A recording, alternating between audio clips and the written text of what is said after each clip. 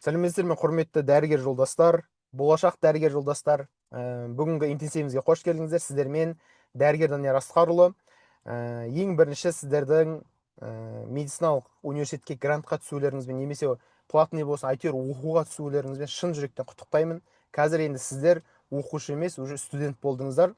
Студенттік шақ бұл адамның өміріндегі ең бір бақытты, ең бір қызықты, бір өмірлік жарыңды кездестіру мүмкін, өмірлік достарыңды кездестіру мүмкін ең бір қызықты кезеңдердің бірі. Медицинада бақытымызға орай дейміз ба, или өкінішке орай дейміз ба, ол кезең студенттік шақ өте ұзақ болады. Өте ұзақ. Грантқа түскендер құтты болсын. 21 миллион теңгені жеңіп алдыңыздар. Бұл жерде сіздердің гранттың ақшасы және де стипендиялардың ай сайынғы берілетін ақшасын есептеп 21 миллион теңге шығып тұр. Кемінде бұл 21 миллион теңге.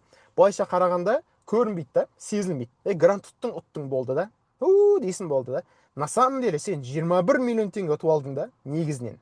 21 миллион теңге деген ақша, ол бір Алматыда нормальный емес, сен бір шет жақтағы бір однушканың ақшасы ғой, немесе бір нормально люксовый бір машинаның ақшасы да. Ол оңай нәрсе емес негізінен. Сол себептен де қадіріне жетіңіздер, самооценкаларыңызды көтеріңіздер, бағалаңыздар бұл нәрсені. Жақсы. Енді қараңыздар, осы 21 миллион теңге ақшаның 7 миллион теңгесі, бұл сіздерге қолма-қол наличка берілетін ақша. Бірақ оны сіздерге не істейді? Стипендия ретінде ай сайын 84 мың теңгеден беріп отырады. Ол еще алдағы жылдары өсіп отырады. Жақсы. Осы сентябрьде өсет деген сыбыс бар. Өсет өспейді нақты белгісіз, бірақ өсет деген сыбысты естідік. Өсуі де мүмкін. Бірақ алдағы жылдары өсіп отырады. Ал платныйға оқуға түсіп жатқандар бар ма? Жазыңыздаршы, плюс қойыңыздаршы. Уже стептен құлауға қорқып жүрмін ғой дейді. Бар ма? Платныйға түсіп жатқандар бар ма? Плюс қойыңыздаршы. Платныйға түсіп жатқандар жоқ болса, просто өтіп кете саламыз, уақыт жібермейміз. Өспеу мүмкін емес, өсет. Өткен мен оқуға түскен жылдары 20 мың теңгедей стипендия алатынбыз. 20 мың теңгедей. Қазір 84 мың теңге стипендия алады. Ал мен оқуға түскеніме көп болған жоқ. Өсет, уайымдамаңдар. 100%. Платныйға оқуға түсіп жатқандар, қараңыздар. Сіздерге де құтты болсын. Андай емес та, мысалы үшін белгілі бір мамандықтар бар. Платный оқуға жалко да. Сөздің ашығы. Себебі ақша аз, айлық аз, жұмыс табылмайды, абырой жоқ деген секілді. Ал медицина ақшаңды жаратып отырып оқитын болсаң жалко емес. Соған тұрарлықтай мамандық. Сол себептен сіздер де уайымдамаңыздар. Алда неше әрбір жарты жыл сайын сіздерде мүмкіндік болады грантқа ауысуға университетте. Так, кеттік. Сіздерде грантқа түсіңіздер, немесе платныйға да оқыңыздар, әйтеуір таңдаудан қателеспедіңіздер. Өзім медицинаны бітіріп шығып, осы жақтан нан жеп отырған адам ретінде айтып жатырмын, үздікке бітіріп шығып. Ақша керек па? Негізінен көбінесе адамдар мамандықты ақша көп болса дейді, абыройлы болса дейді, адамдар маған алғыс айтып сыйласа дейді, және жұмыс оңай табылса дейді. Негізінен осы 4 критерий бойынша бағалайды мамандық таңдайтын кезде да. И соңынан әйтеуір бір ұнайды, ұнамайды деген нәрселер қосылады. Өтініш, құрметті дәрігер жолдастар, экранның бетіне сызбаңыздар. Кім сызады, значит, модераторлар бар, өшіріп тастайды сізді эфирден. Жақсы? Тыныштық қылыңыздар. Ақша керек па? Ақша керек па? Медицинада ақша бар, пожалуйста. Қараңыздаршы, адам өзінің денсаулығына келген кезде, өзі өмір сүру үшін,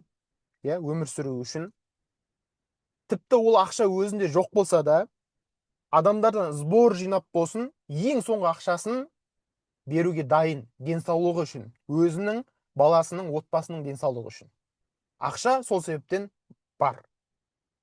Мысалы үшін дәрігердің алдына келіп, менің консультациям 15 мың теңге, мен саған жарты сағатты консультация берем, 15 мың теңге төлейсің деп айтса, дәрігер. Сен соған саудаласып отыра алмайсың ғой. Дәрігер, давай 5 мың теңге келісейік та деген сияқты. Ол картошка емес қой. Или там базар емес қой ол.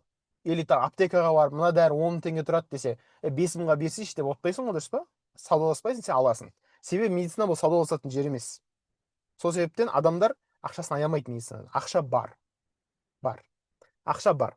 Қазіргі кезде ең патолог дәрігерлер менің білетінім таныстарымнан айына бір 20 миллион теңге табады. Айына 20 миллион теңге табатын дәрігерлер бар. Иә, ол пластикалық хирургтар, бірақ дәрігерлер тоже жақсы табады. 20 миллион теңге айына табады. Чисто. Абырой керек па? Абырой бар, пожалуйста. Енді дәрігер жолдасы мына жерде бүкіл дәрігердің айықшасы жаңағыдай бәрі керемет екен деп ойлап қалмаңдар. Средний бір қарапайым бір дәрігерді алып қарасаң 300 мың теңге айлығы алады Алматыда. Жергілікті жерлерде 250 мың теңге айлығы алады. 10 жыл оқығаннан кейін 250 мың 300 мың теңге айлығы алады. Егер де сіздер де үндемей әйтеуір университеттің берген нәрселерімен жүре беретін болсаңыздар, ағынымен басыңызды тік көтермесеңіз, шамалы шустрить етпесеңіз, сіз де ертең университетті бітіргеннен кейін 250 мың теңге айлық алатын дәрігер боласыз. Вот. Жақсы? Сәл шустрый болып, білімді болу керек. Сіз неғұрлым мықты боласыз медицинада, біліміңіз прям күшті болады, сізді кәсіпкерлер жапа тармағай таласады сізге. Маған келші, мен саған 2 миллион берем, саған 3 миллион берем, саған 4 миллион берем деген секілді айлықтарға саған таласатын болады. Сол себептен прям мықты оқу керек медицинада. Ақша керек болса. Абырой керек па? Пожалуйста, дәрігерлерде абырой жетеді. Алғыс керек па? Пожалуйста, алғыс жетеді. Сен күнінде бір 4-5 адамның өмірін кемінде аман алып қаласың. Абырой деген нәрсе Қазақстанда енді дамып келе жатыр культурасы. Мен мысалы үшін Турцияда оқыған кезде, сол жақта мысалы үшін әшейін мен медик студентпін дегеннің өзінде бәрі вау деп, как будто бір ана сені бір құдай пайғамбар сияқты қылып қарайды да, мә күшті деген сияқты қылып ше. Ал Қазақстанда ондай сәл аздау, ондай емес енді прям реакциялары, бірақ енді келе жатыр. Тіпті анау соңғы коронавирустан кейін уже соған жақындап қалдық уже. Жұмыс керек па? Пожалуйста, жұмыс бар. Жұмыс жетеді дәрігерлер. Әлем бойынша достар 11 миллион дәрігер жетіспейді. 11 миллион. 11 миллион дәрігер жетіспейді. Шыны керек. Сол себептен де алдағы уақытта ол потребность арта береді. Сол себептен де сіздер таңдаудан қателескен жоқсыздар. Мә, ана жақта не жазасыздар? Көре алмайды ғой дейді. Сол 2-3 жерде жұмысқа кіруге болады. Ағай, осы универге дейін курс салып оқып бару керек па? Оқып бару керек, айтам. Менің индикайнова 8-7 миллион табады. Әдемі.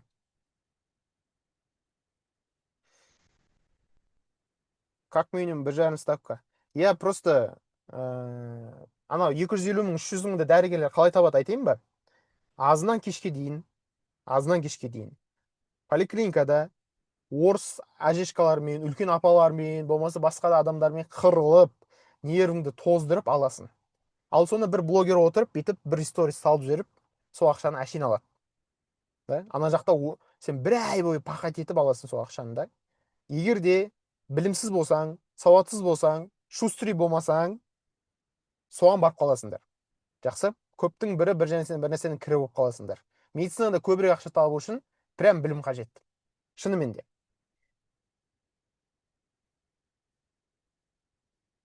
Иә, жаман, өте жаман. Медицинада білім болмаса төменде жүресің, өте жаман. Құрметті дәрігер жолдастар, қандай оқу бағдарламасы бойынша оқуға түстіңіздер? Осыны сіздерге біліп алыңыздар. Өткен жылы біз жалпы жыл сайын біз төмен курстар болсын, жаңағы жоғары курстар болсын, оқыта береміз да, біз анау резиденттерге дейін оқытамыз.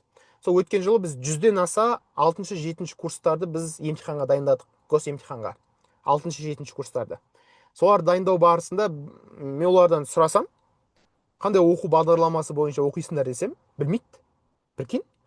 Сонан кейін менде ойбайда болды. Мыналар медиктер білмейді екен, оказывается, давай онда бірінші курстан бастап бұларға үйретейік оқу бағдарламасы қандай бойынша. Білсін, болашақта ертең қанша жыл оқитынын, қалай өзгеріп кетуге болатынын, жаңағыдай дипломына не түсетінін, қандай дәрігер болатындығын алдын ала біліп жүрсін. Көбісі ол бітіретін кезде бар ойланады да, ойбай, мен дипломда не жазылады мынау деген секілді нәрсені. Кім білет оқу бағдарламасын сіздерде? Поликлиника түсіп кетпеу үшін айтам қазір. Соның бәрін айтып берем. Қараңыздар достар, оқу бағдарламасы деген былай. Мысал үшін, әзірге соңғы 10 жылдықта 4 оқу бағдарламасы бар. Бірінші ГОСО 2018, ГОСО 2020, одан кейін НИМО, қазір сіздердің алдарыңыздағы екінші, үшінші, төртінші курстар, бесінші курстар НИМО бағдарламасы бойынша оқып жатыр. Аны министр ауысқан сайын бағдарлама да ауыса береді ғой, короче. И барабанный дроп, сіздердің оқу бағдарламаларыңыз міне тұр. Сіздердікі ИМО деп аталады. Міне, ИМО.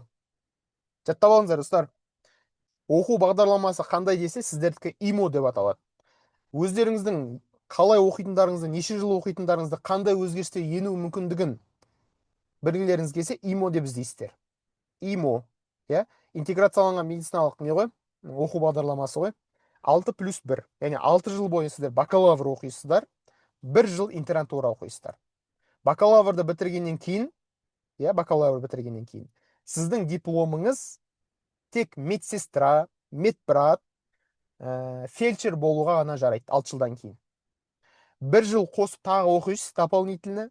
Ол кезде сіздің неңіз, дипломыңыз поликлиникада врач болуға жарайды. 6 түрлі бағыт бар, хирургия, анау мынау деген секілді, бірақ сөздің төркіні, қорытындысы тек поликлиникада ғана оқуға, жұмыс жасауға болады сізге. 6+1. 6+1-ді оқып шықсаң, 7 жыл оқып шықсаң, поликлиникада жұмыс жасайтын врач болып шығасың. Болды. Түсінікті? Енді одан кейін резидентура деген нәрсе пайда болады.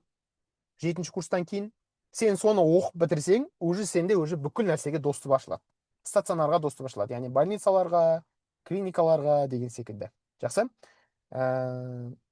2033 жылы бітіресіздер. Және де сіздер резидентура оқуға міндетті емессіздер. Сіздердің бағдарламаларыңыздың бір ерекшелігі сода. Осының алдында НИМО деген бағдарламада олар резидентура оқуға міндеттеп қойған. Яғни, мысалы үшін, интернатураны бітіргеннен кейін олар жаңағыдай резидентура оқымайтын болса, олардың дипломы жарамсыз болып саналатын еді. Ал сіздерде мына 6-7 жылды оқып шықсаңыздар, сіздердің дипломдарыңыз оқуды жалғастырмасаңыздар да дәрігер деп саналасыздар. Сіздердің бір күшті ерекшеліктеріңіздің бірі осы сіздердің түзетті сіздерде. Әрине, педиатрларға да қатысты. Бәріне қатысты. Иә, ИМО деген нәрсені біліп жүріңіздер. Барлығына қатысты. Медиктердің бәріне қатысты. Және де медицина магистрі деген дәреже берілмейді сіздерге. Тек дәрігер деген біліктілік беріледі. Оның алдындағы бағдарламаларда, ойбай, медицинаның магистрі деген нәрсені автоматты түрде қосамыз, магистратура оқымай ақ қойса да болады деген нәрсені еді, сіздерде оны алып тастады. Сіздерде ол нәрсе жоқ. Резидентура мамандыққа байланысты 3-4 жыл. Ауыр мамандықтар таңдасаңыз, мысалы үшін нейрохирургия, кардиохирургия, олар 4 жыл оқисыздар. Так, құрметті дәрігер жолдастар, бұның барлығы кіріспе болды. Мен қазір сіздерді жоспармен таныстырамын. Бұның барлығы кіріспе. Енді қараңыздар, біз сіздерге бір өмірлік бір сабақ бергім келіп тұр. Мынау бізде, мысалы үшін, Аружан деген қыз, допустим, мысал ретінде алып жатырмық та. Ол білім алғысы келеді. Естиді, білімнің сыртында тәкаппарлық деген нәрсе болады, достар. Егер біз тәкаппарлық деген нәрсені химиксіздер, биохимиксіздер ғой, минус пен минус бір-біріне тебілетін білесіздер ғой, минус зарядтар. Химиядағыдай ғой. Білімнің сыртында минус деген заряд болады. Оны тәкаппарлық деп аламыз. Егер адамның бойында да тәкаппарлық болса, міне минус заряд. Естиді? Бұл адам барып білімді ала алмайды. Себебі адамның бойындағы тәкаппарлықпенен білімнің сыртындағы тәкаппарлық бір-біріне тебіліп, адам білімді ала алмайды. Сол себептен де тәкаппарлық, эго, менсінбеушілік, ұялу, сұрақ қоюға деген нәрселердің барлығын алып тастаңыздар. Қазіргі енді зумерлерде ол нәрсе жоқ деп ойлаймын. Сол себептен де емін еркін болыңыздар, сұрақтарыңызды емін еркін қойыңыздар. Жақсы? Мені пайдаланыңыздар, пожалуйста. Сіздердің енді өтетін нәрселеріңізді самый үздік дәрежеде өтіп қойған адам ретінде сіздерге кеңес беруге дайынмын әрқашанда. Так, сонымен дайынбыз ба, достар?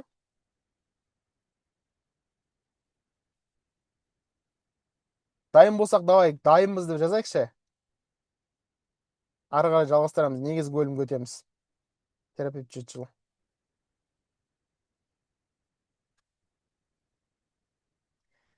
Ай, красавчиктер. че то естілмей жатыр ғой, сіздердің звуктарыңызды өшіріп тастағансың ба? Чатқа жазып естіртсеңіздерші. Чатқа естілетіндей қылып жазыңыздаршы. Естілмей жатыр че то.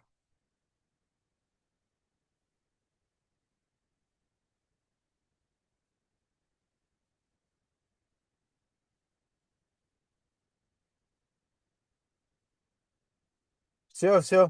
Кеттік па? Кеттік, давай. Давайте. Дайын болсақ кеттік, достар. Көп созбайық. Уже 20 минутте уақытымыз бастап кіріспей кетіпті. Достар, кеттік, танысайық. Танысайық бірінші. Менің аты жөнім қысқада нұсқа Данияр Асқарұлы болады. Мен дәрігер, реабилитологпын. Мен Асфендияровты аяқтап шыққам. Одан кейін КРМУ-ға оқуға түскем. 8-9 курстарда. 7 жылдан бері мен сабақ беремін, достар. Медиктерге, студенттерге. Жылына 1000-дан аса студенттерді оқытам. Осындай медик студенттерді именно. Асфендияровта мен студент үкіметтің мүшесімін. Сол жақта организациялардың үстінен қарайтын организация бар, ұйым. Сол жақтың мүшесімін. Асфендияровты бітірген кездегі ең үлкен GPA балл иесі болғам. GPA балым 383 болған. Мәссаған, қайда кетіп қалған? Шығып қалған ма не? Ладно. Алдында чатқа жібердім ғой, 383. Осы Сирус медициналық мектебінің директоры болам. 2021 жылы жалпы хирургия бағыты бойынша Турцияда оқып қайтқам. И жалпы осындай, қысқаша. Ең үлкен GPA болғаннан кейін 383 деген 4-тен. Үздік түлек 2025 деген нәрсені алғам, марапатты. Асфендияровтан. Қысқаша Сирус медициналық мектебін таныстырайын. Енді медициналық мектеп деген кезде ол не, университет па деген секілді нәрселер. Бұл қысқаша айтқанда медик студенттерге, университетке түскен, немесе колледжге түскен медик студенттерге қосымша білім беретін оқу орталығы. Кәдімгі 140 онлайн, және Арыстан онлайн, 125 high school деген секілді оқу орталықтар бар ғой, мектептер, да? Сол секілді медицинадағы мектеп. Біз оқытамыз солай. Жылына 1000-нан аса студенттерді оқытамыз, 25 медициналық курсымыз бар. Бірінші курстан анау 8-9 курстарға дейін оқыта береміз, дәрігерлерді де тоже. Жақсы? Мақсатымыз осы, сауатты дәрігерлерді шығару. Біздің артықшылықтарымыз, өзіміздің жеке ыңғайлы платформамыз бар, бүкіл нәрсе сол жақта, сабақтарымыз, студенттеріміз біз практика алып кетеміз. Университетте практика 3-ші курстан басталады негізі. 3-ші курстың аяғынан басталады, 4-ші курстан деп айтса да болады, толыққанды. Ал бірінші курстың соңындағы практика деген ол әшейін пол жуатын практикалар ғой. Андай операция деген нәрселер 4-ші курстан басталады сіздерде. Біз соны өзімізде оқып жатқан студенттерімізді 1-ші курстан бастап апарамыз сондай нәрселерге. Операцияларға, жалпы сондай клиникадағы әртүрлі прием қабылдауларға деген секілді нәрселерге. Бұл не үшін керек? Ол 1-ші курстың студенті ол нәрсені түсінбей ақ қойсын не болып жатқанын. Просто атмосфера сезінеді да, мотивация алады. Мен мынандай дәрігер болады екенмін ғой, мен осылай адамның өмірін сақтап қалады екенмін ғой, маған жақсы оқу керек екен ғой, деген секілді бір үлкен мотивация алады. Ана дорамадағы жаңағыдай кипиштер болып жатады, ойбай, дәрігер бір нәрсе деген секілді. Сол айырмашылығын шын өмірде түсінесіңдер да. Вот сондай нәрселер. Сол үшін біз апарамыз. И қосымша стипендия тағайындаймыз. Біздің оқу орталықта оқитын студенттерімізге қосымша стипендия тағайындаймыз. Жақсы оқитындарына, конкурстан жеңгендеріне. И біз Алматы қаласында студенттермен табиғат аясында демалыстар жасап тұрамыз, шығып тұрамыз, пикниктерге деген секілді. Алла қаласа биылдан бастап Астана қаласында қоспақшымыз. Астана және Алматы қалаларын. И сіздерді дамушы ортамызды күтеміз. Сіздер қалай апарасыздар?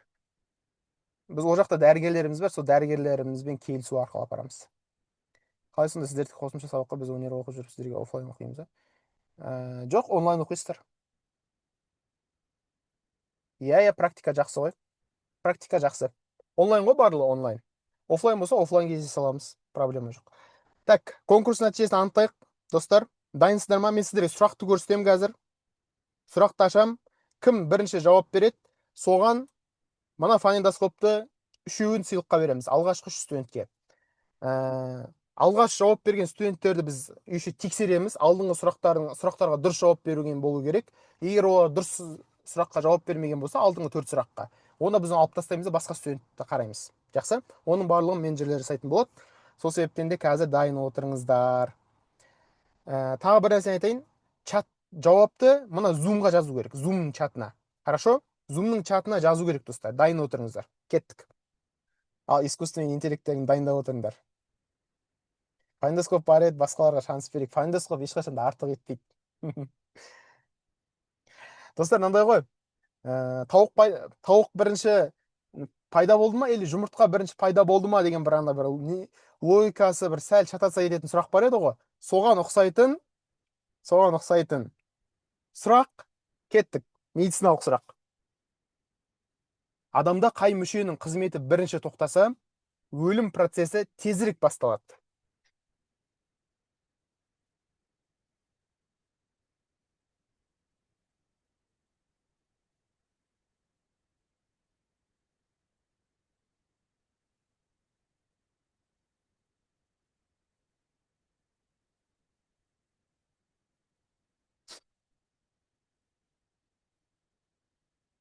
Ема, та-та-та-та-та.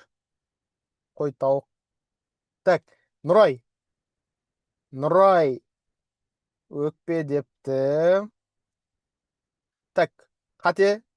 Так, Нұрай қате болды. Айдын ми қате. Медина ми қате. Нұрболсын ми қате. Өкпе қате, жүрек. Вот, міне. Саят Темірберді. Жүрек, пожалуйста. Әзірге бірінші. Саятты әзірге жеңімпаз. Бірақ оның алдыңғы жауаптарын тексереміз. Егер барлығы дұрыс болса, Саятқа береміз. Бірінші фонендоскопты. Хорошо? Саят, WhatsApp нөмірін жазып қой, менеджерлер жазып алсын. Так, Алиткі дұрыс емес, көмек, дұрыс емес, Бегарс, жүрек дейді. Өлім процесі тезірек басталады. Бегарс Аскербек, пожалуйста, сізде WhatsApp нөміріңізді жазыңыз. Екіншісі кетті сізге. Мына iPhone леп белгісі 21-26 жазған, сізде жазыңыз. Вот. Пожалуйста, скрин жасап алдық. Осы үшеуі жазсын. Сосын, на всякий случай Galaxy A50 сізде жазасаңыз, дұрыс жауап бердіңіз. Так, Аминок біздің менеджер, оған бермейміз. Galaxy A50, осы айтқандардың бәрін жазыңыздар. Амина деген, 21-26 деген. Деген жауап. Вот, сіздер де WhatsApp нөмірлерін жазыңыздар. Менеджер, пожалуйста, WhatsApp нөмірлерін жазып алыңыздар. И артынша сол студенттердің бағанағы опростағы жауаптарын тексеріңіздер. Дұрыс жауап берсе, пожалуйста, беріңіздер. Кейін оны біз WhatsApp группаға салатын боламыз. Нәтижесін беріп жатырық, міне алып жатыр. Болмаса тағы басқа студентті алып жатырық деген секілді. Хорошо? Алғашқы 5 студентті алдық қой, на всякий случай деп. Негізі бізде үшеу фонендоскоп. Мына үшеуі қате шығып кетсе ойына, мына екеуін тоже қосамыз.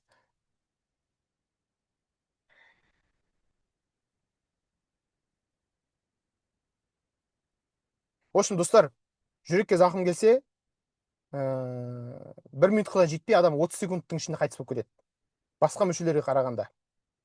Жүрек самый қан айдайтын нәрсе. Сол себептен. Осы. Жақсы? Кеттік, достар. Бастайық. Негізгі бөлімге өтейік. Алдағы уақытта талайда сыйлықтар болады, ол жағынан уайымдамаңыздар. Кеттік, давай. Және эфирдің соңында айтпақшы, бүгін бізде курстарға жеңілдіктер болады. Өте үлкен жеңілдіктер болады. Эфирдің соңында ол туралы айтып беремін. Курстардың жеңілдіктері, қалай практикаға баруға болады, қалай біздің хир наборларды тегін алуға болады, файндоскоптарды қалай тегін алуға болады, барлығын айтып беремін. Олардың барлығы сол бізде ең соңында болады. Өте үлкен жеңілдіктер береміз. Ал оған дейін біз негізгі бөлімдерді полностью айтып түсіндіріп береміз сіздерге. Одан кейін сұрақ жауап болады деген секілді. Жақсы? Яғни сіздерге бүкіл 1,5 сағаттай сіздерге барлығын түсіндіремін. Сосын барып курстарға жеңілдіктер туралы айтамын. Алла қаласа одан кейін сұрақ жауап болады. Сонымен эфирімізді аяқтаймыз. Негізгі жоспар осылай. Кеттік. Енді сіздер, достар, мектеп оқушысы емессіздер. Сіздер уже медик студентсіздер. Иә, медик студентсіздер. Енді ең бірінші мынау мектеп пен университеттің, именно медициналық университеттің бір-біріне айырмашылығын айтайық. Сабақ бойынша сенің артыңнан ешкім жүгірмейді. Бұрын ойбай оқы, бүйтсейші, сөйтсейші, алтын белгіге ілікпей қаласың деген секілді әңгімелер болатын еді. Университетте оның 1 грамы да болмайды. Бүкілі сенің старстыңда, кураторыңда, апайларыңда саған пофигу, былайша айтқанда. Бәрібір саған. Сен 11 жыл бойы оқып, маңдай теріңмен қаншама курсқа қатысып, ақша құртып, грант жеңіп алдың, или платный оқып жатсың, сөйтіп жүріп, отчислениеге кетейін деп жатсың, стипендиядан құлайын деп жатсың, оларға пофигу, бәрібір. Сен хоть не үшін жоқ болып кетпейсің, саған оларға бәрібір. Осыны ұмытпаңыздар. Каждый за себя ғой, шын айтқанда. Әркім өзі үшін, өз қара басы үшін өмір сүреді университетте. Жақсы. Сол себептен де бір-бірінің артын ашып беру, апайдың алдында абыройын түсіріп тастау деген нәрселер өте көп болады. Соған дайын болыңыздар. Мектептегі класстастарға қарағанда айырмашылықтар болады группада. Енді қандай группаға түстің, соған байланысты. Так, екінші, академиялық ережені бұзсаң, бірден шығып кетесің. Бұл жақта жаңағыдай ойбай директордың алдына барып, шамалы кешіріңізші, бұндай андай мындай деген нәрсе жоқ, достар. Екі рет акт толтыра ма сіздің атыңызға? Все, автоматты түрде университеттен отчисление. Хоть сіз платный оқыңыз, хоть сіз грантта оқыңыз. Разница жоқ. Сіз университеттен шығып қаласыз, и все, қайтадан ОБТ тапсырып, қайтадан не істеуіңіз керек болады? Грантқа подавать етуіңіз керек болады. Немесе басқа университетке платныйға ауысуыңыз керек болады. Екі акттар қай кезде толтырылады? Ол шпормен, көбінесе емтиханның үстінде телефонмен ұсталған кезде болады. Түсінікті? Мен енді өзімнің студенттерімді айтпай жатқан жоқпын. Өзімнің группаластарым кезінде бірінші курста шығып кеткен. Бірінші курстың бірінші семестрінде, қысқа дейін, осындай сентябрьдің кезінде университеттен шығып кеткендер болды. Андай наушник киіп алған, типа тесттен өтіп кету үшін, да? Еще проводной, еще микронаушникте емес, проводной наушник. Сонымен бір ұсталып акт жазылды, екіншінде шпормен ұсталып акт жазылды, все, университеттен ассалаумағалейкум болып кетті. Өте қатаң қарайды, әсіресе медицинада. Соны ұмытпаңыздар. Үшінші, өз еркің өзіңде. Төртінші, баға күнде қойылады. Баға күнде қойылады. Мектептегі емес. Енді мектепте біздің кезімізде ТЖБ, БЖБ деген нәрселер болған жоқ. Қазір енді баға күнде қойыла ма, күнде қойылмай ма білмеймін, бірақ мектепте күнде қойылмайтын баяғыда. Жазыңыздаршы, баға күнде қойыла ма мектепте қазір?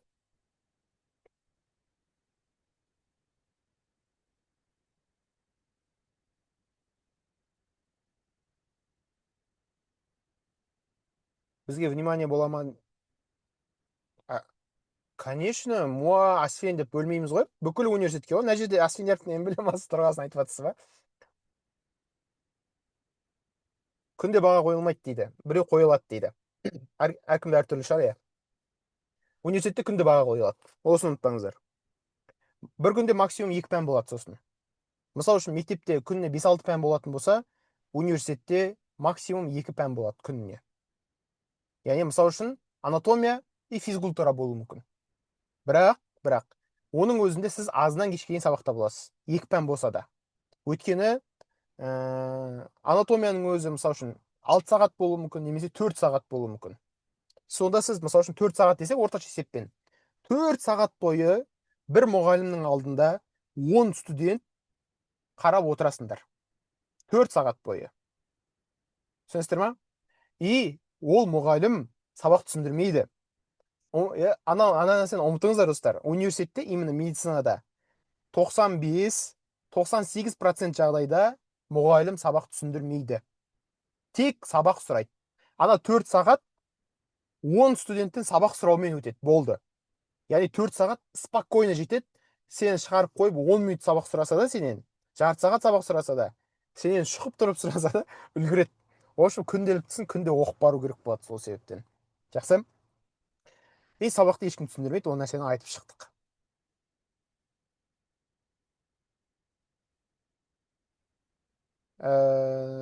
ДШ еңбек профильді емес пәндерге қойылмайды көбінесе. Өзің кітап оқисың. Неде ма? Мектепте ма? Бірінші рет айттым деймін. Так, кеттік. Және де бағалау жүйесі бойынша да айырмашылықтар бар. Бізде GPA деген нәрсе бар, достар. Мен чатта ол нәрсені сіздерге түсіндірдім. GPA-дің не екендігіне. Яғни сіз күнделікті сабақтардан өте жоғары алып жүрсеңіз, сіздің GPA балыңыз өте жоғары болады. GPA бал ол не істейді? Әр семестрге шығады. Бірінші семестрдің GPA балы, екінші семестрдің GPA балы екеуі қосылады да бірінші курстың общий GPA балы шығады. Ол бірінші курстың GPA балы шықты ма, болды, сен оны болашақта өзгерте алмайсың. Все, қалады сол бірінші курстың GPA балы солай болып. Түсінікті? Сол себептен де көп студенттер адаптацияланады, не істеу керектігін білмейді, бағыт бағдар беретін ешкім болмайды, қиналады сабақтан. Өйткені бірінші рет келіп жатыр, бірінші рет медицинаға келіп жатыр, түсінікті. Сөйтіп бастапқы жылдар, бастапқы айларда бағалар өте төмен болып қалады, адаптацияланамын дегенше дейін.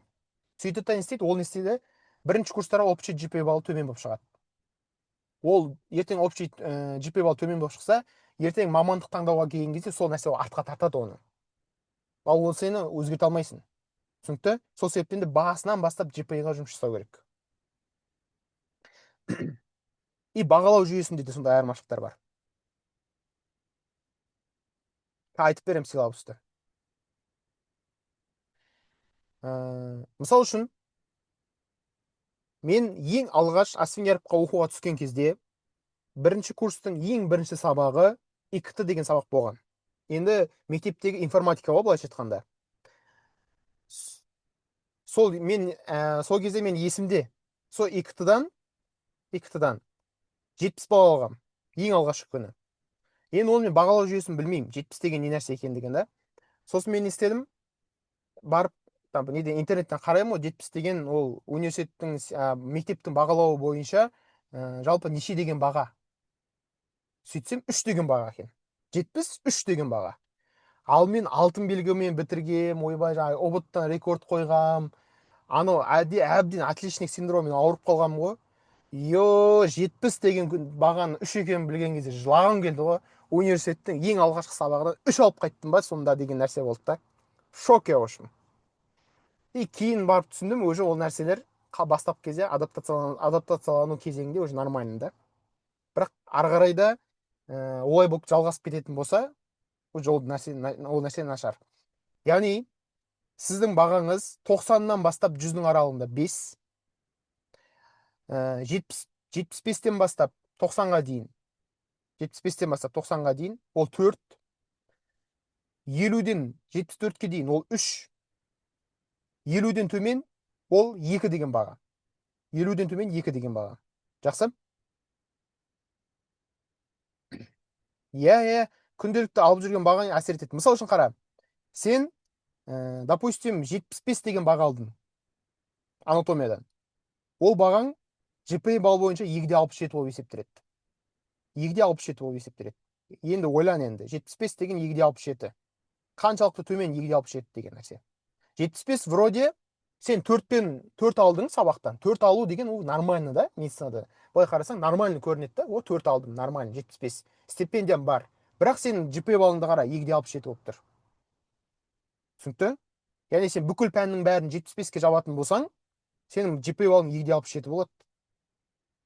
Түсінікті? Яғни сен бүкіл пәнді 4-ке жапсаң, GPA балың 3-тен аспайды деген сөз ғой. Вот. Ал платныйдан грантқа ауысу үшін кемінде уже 3-те 33 деген GPA балдар керек болады. Красный диплом алу үшін 3-те 5-тен жоғары деген секілді нәрселер да. Ертең жоғары курста нормальный мамандықты таңдай алу үшін, нормальный мамандық таңдай алу үшін GPA балың кемінде 3-те 33-тен жоғары болу керек қой. Яғни сен күнделікті сабақтан 85-89-дан жоғары алуың керек. Жақсы? Ал ол нәрсе оңай емес. Бірінші күн латынша атауларын сұрай ма? Сұрайды. Двойка сонда. Иә. Достар, анау мектепте мықты оқып келгендер бар ғой, алтын белгілер болсын, университетте именно мед универде сынады. Кәдімгідей сынады. Бір группада 10 студент болса, енді мед универге ана-мынау адам түспейді ғой, нормально білімі бар адам түседі да. Бәрінің білімі бар 10 студенттің. Бірақ сол 10 студенттің көбінесе 3-еуі, максимум 4-еуі жақсы оқитын болып шығады да, қалған 6-ау ілікпей қалады негізінен. Нашар оқитын болады. Көбінесе солай. Көбінесе.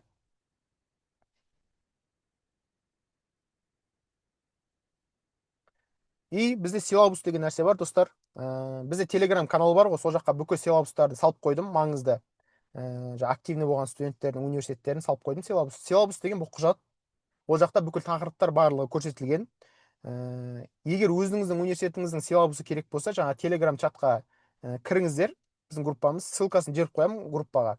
Сол жақта бүкіл силабустар бар. Сол силабустарды алып, қарап, дайындалып барасыз алғашқы сабаққа. Ең бірінші күні арман сабақ, ана мынау деген нәрсе болмайды, достар. келесің, отырасың, анатомия ма, отырасың да, так, список тексереді, староста список жаз дейді, староста список жазып береді, тексереді, так, Данияр Асқұлұлы барсың ба, бармын, қай жақтан келдің, аха, осындай, так, Әсел Асқарова, аха, осындай осындай деп тексеріп шығады да, так, Данияр Асқарұлы, давай сабақ айт, бүгін тақырып қандай? Вот осылай басталады, достар, түсінесіздер ма? Осылай басталады. Жаңағыдай біреу сабақ түсіндіреді, тақырыпты айтып береді деген нәрсе жоқ.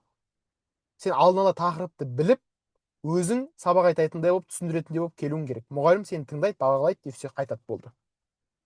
Егер настроениесі жақсы болса, сенің сұрақтарыңа жауап береді. Расписаниені жібереді сіздерге. Бір списокта жазып берсе, содан сұраса, иә деймін. По списку сұрайды, иә, көбінесе. 12 адам. Бір группада 12 адам, 10 адам, сондай ғой. Кеттік. Және де, достар, алғашқы 3 курс негізінен былай. Обычно бірінші курс қиын, екінші курс одан да қиын, үшінші курс самый-самый қиын. Самый-самый қиын. Яғни, үшінші курс қиындықтың самый пикі. Түсінікті? Осы кезге дейін ол воронка, яғни фильтрден өткізіледі. Бірінші курстан отчисление көп шығып кетеді, 2-де шығып кетеді, 3-те шығып кетеді. Сөйтіп, 4-ші курстан бастап жеңілдейді. Уже 4-ші курстан бастап оқудан шығатын студенттердің саны өте аз болады. Өте-өте аз болады. И сіздердің группада адам саны да азаяды. Мысалы үшін 5-ші курсқа қарай уже сіздерде, мысалы үшін 12 адам болып бастадың ба, примерно группада 7 адам қалады ғой. 7 адам қалады. Обычно сондай. Асфендиярдта, мысалы үшін, басқа университеттерді білмеймін, бірақ көбінесе бірдей бүкіл университет.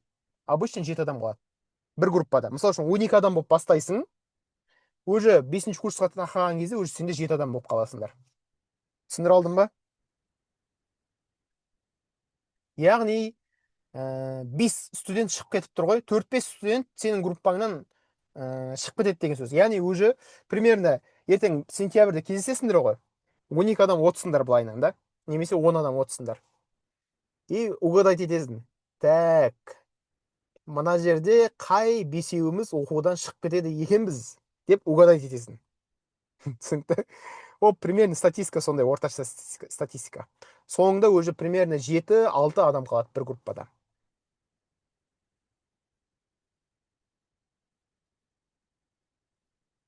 Иә, адаптация аптасы деген нәрсе ол сабақ емес, достар. Сабақ, адаптация біткеннен кейін басталады. Адаптация дегенде сабақ өтпейсіздер. Ол жақта сіздер силабус аласыздар, кітап аласыздар, университеттің корпустарымен танысасыздар. Ана корпус мына жерде, мына корпус мына жерде буфет бар екен, мына жерде туалет бар екен деген секілді нәрселер болады. Сабақ оқымайсыздар. И стипендия. Стипендияның жыры 84 мың теңге қазіргі кезде. 6-шы курсқа өткен кездеріңізде, 7-ші курсқа өткендеріңізде сіздер 94 мың теңге стипендия аласыздар. Резидентурада 134 мың теңге стипендия аласыздар. Егер сабақтарыңыздың бәрін 90 плюске жапсаңыз, сіздерге повышка береді. Повышенный стипендия. Ол кезде алып жүрген стипендияңызға қосымша 12 мың теңге қосып береді. Мен өзім 3 жылдай повышка алғам, достар. 3 жылдай повышка алғам. Ол нәрсе негізінен приятно. Мысалы үшін, группаластардың бәрі 50 мың теңге ақша алып жатса, сен 65 мың теңге ақша алып отырасың. Деген сияқты нәрсе ғой, примерно да. Яғни оларға қарағанда көбірек аласың. Ал студент үшін 12 мың теңге нәрсе, 12 мың теңгенің қосылғаны ол кәдімгідей ақша. 12 мың теңгеге барып, әдемілеп 2 рет бургер жеп аласың.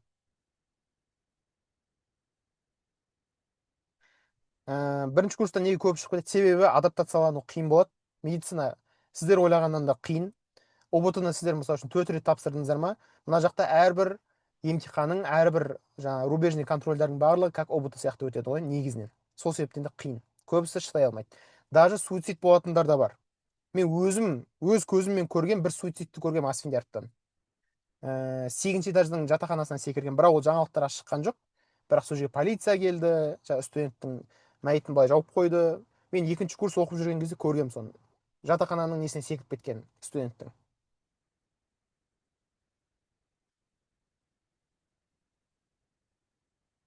Иә, мен полный грантта оқимын. Грантта оқығанмын. асфенерпта. Иә, розовый очкилер шешіледі сосын ғой. Стом оңай бола ма? Стом жалпы медицинаға қарағанда оңайырақ. Жалпы күнделікті сабақтан 70 балдан төмен болса, иә, мысалы үшін бір анатомияны мысалы үшін 70-тен төмен жапсаң, стипендиядан айырыласың. Сондықтан 70-тен жоғары болу керек стипендияң бар болу үшін. Ал платныйда оқып жатқан студенттерге оның қатысы жоқ, себебі олар стипендия алмайды. Олар 50-ден жоғары жапса болды. 50-ден жоғары жапсаң, сені допуск береді, болды. Ал 50-ден төмен жапсаң, допуск бермейді. Сабақта, жазда, каникулда демалмайсың, басынан бастап қайттан оқисың. Лето деген нәрсе бар. Егер сабақты сен 50-ден төменге жабатын болсаң, 50 балдан төменге, сен істейсің, жұрттың бәрі ертең жазда демалады, үйіне қайтып ойбай сағынып үйлерінде, сен сол кезде істейсің, жазда университетінде қаласың, сөйтіп сол жаққа ақша төлейсің еще, примерно бір 150-200 мың теңге ақша төлеп, жазда қалып, анатомияны басынан бастап қайтадан оқисың. Сөйтіп қайтадан емтихандарын дұрыстап тапсырып, сөйтесің. Сол себептен де каникул қанша уақыт? Каникул примерно 2,5-2 ай. Жалпы кірму оңай университеттердің бірі жоғары курста. Төмен курста қинайтын шығар, по-любому.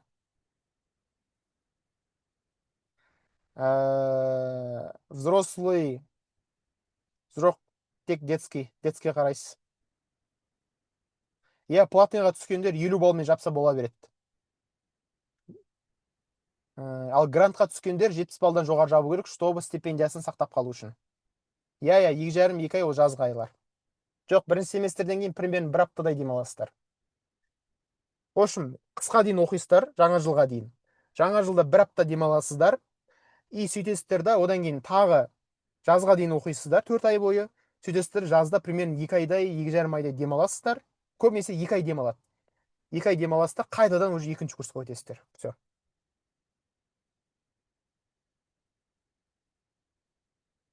Ничего, нормально, терминдер шатастыру. И ішкі құрылым бойынша түсіндірейік.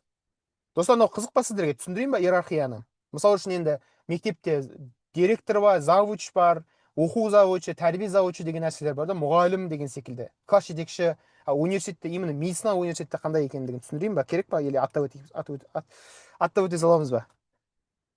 Деп жетпей қалған ше.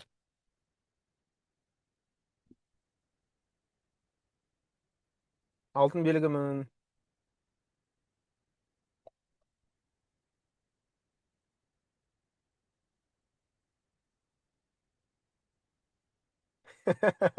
Айдын целый эссе жазып жүрсің ғой. Кеттік онда, керек болса жазайық. Түсіндірейін. Иерархия мектепте, университетте қалай болады, достар? Қараңыздар. Бізде міне университетті ректор басқарады. Ректор деген адам университетті басқарады. Иә? Жалпы ректор дегенді сіздерге бір түсіндіріп өтейін. Ректор бұл мектептің директорымен салыстыруға мүлдем келмейді, достар. Себебі университеттің ректорын тікелей президент қояды. Яғни, мысал үшін, Асфенеровтың ректоры Марат Шоранов болса, иә, ол Марат ағайды тікелей Қасым Жомарт Кемелұлы тікелей өзі сайлап қойып отыр сөйтке. Сен Асфенеровтың ректоры боласың деп. Ол қандай атақ дәреже? Яғни ректор болатын адамдар, ол жайдан жай адам емес. Ол примерно денсаулық сақтау министрлігінің деңгейіндегі адамдар, примерно. Ректор деген өте үлкен маңызды тұлғалар. Олар мемлекеттен қорғалады кәдімгідей. Өзінің жүргізушілері, өзінің машинасы болады, кәдімгі үлкен әкімдер, министрлер секілді тұлға. Түсінікті?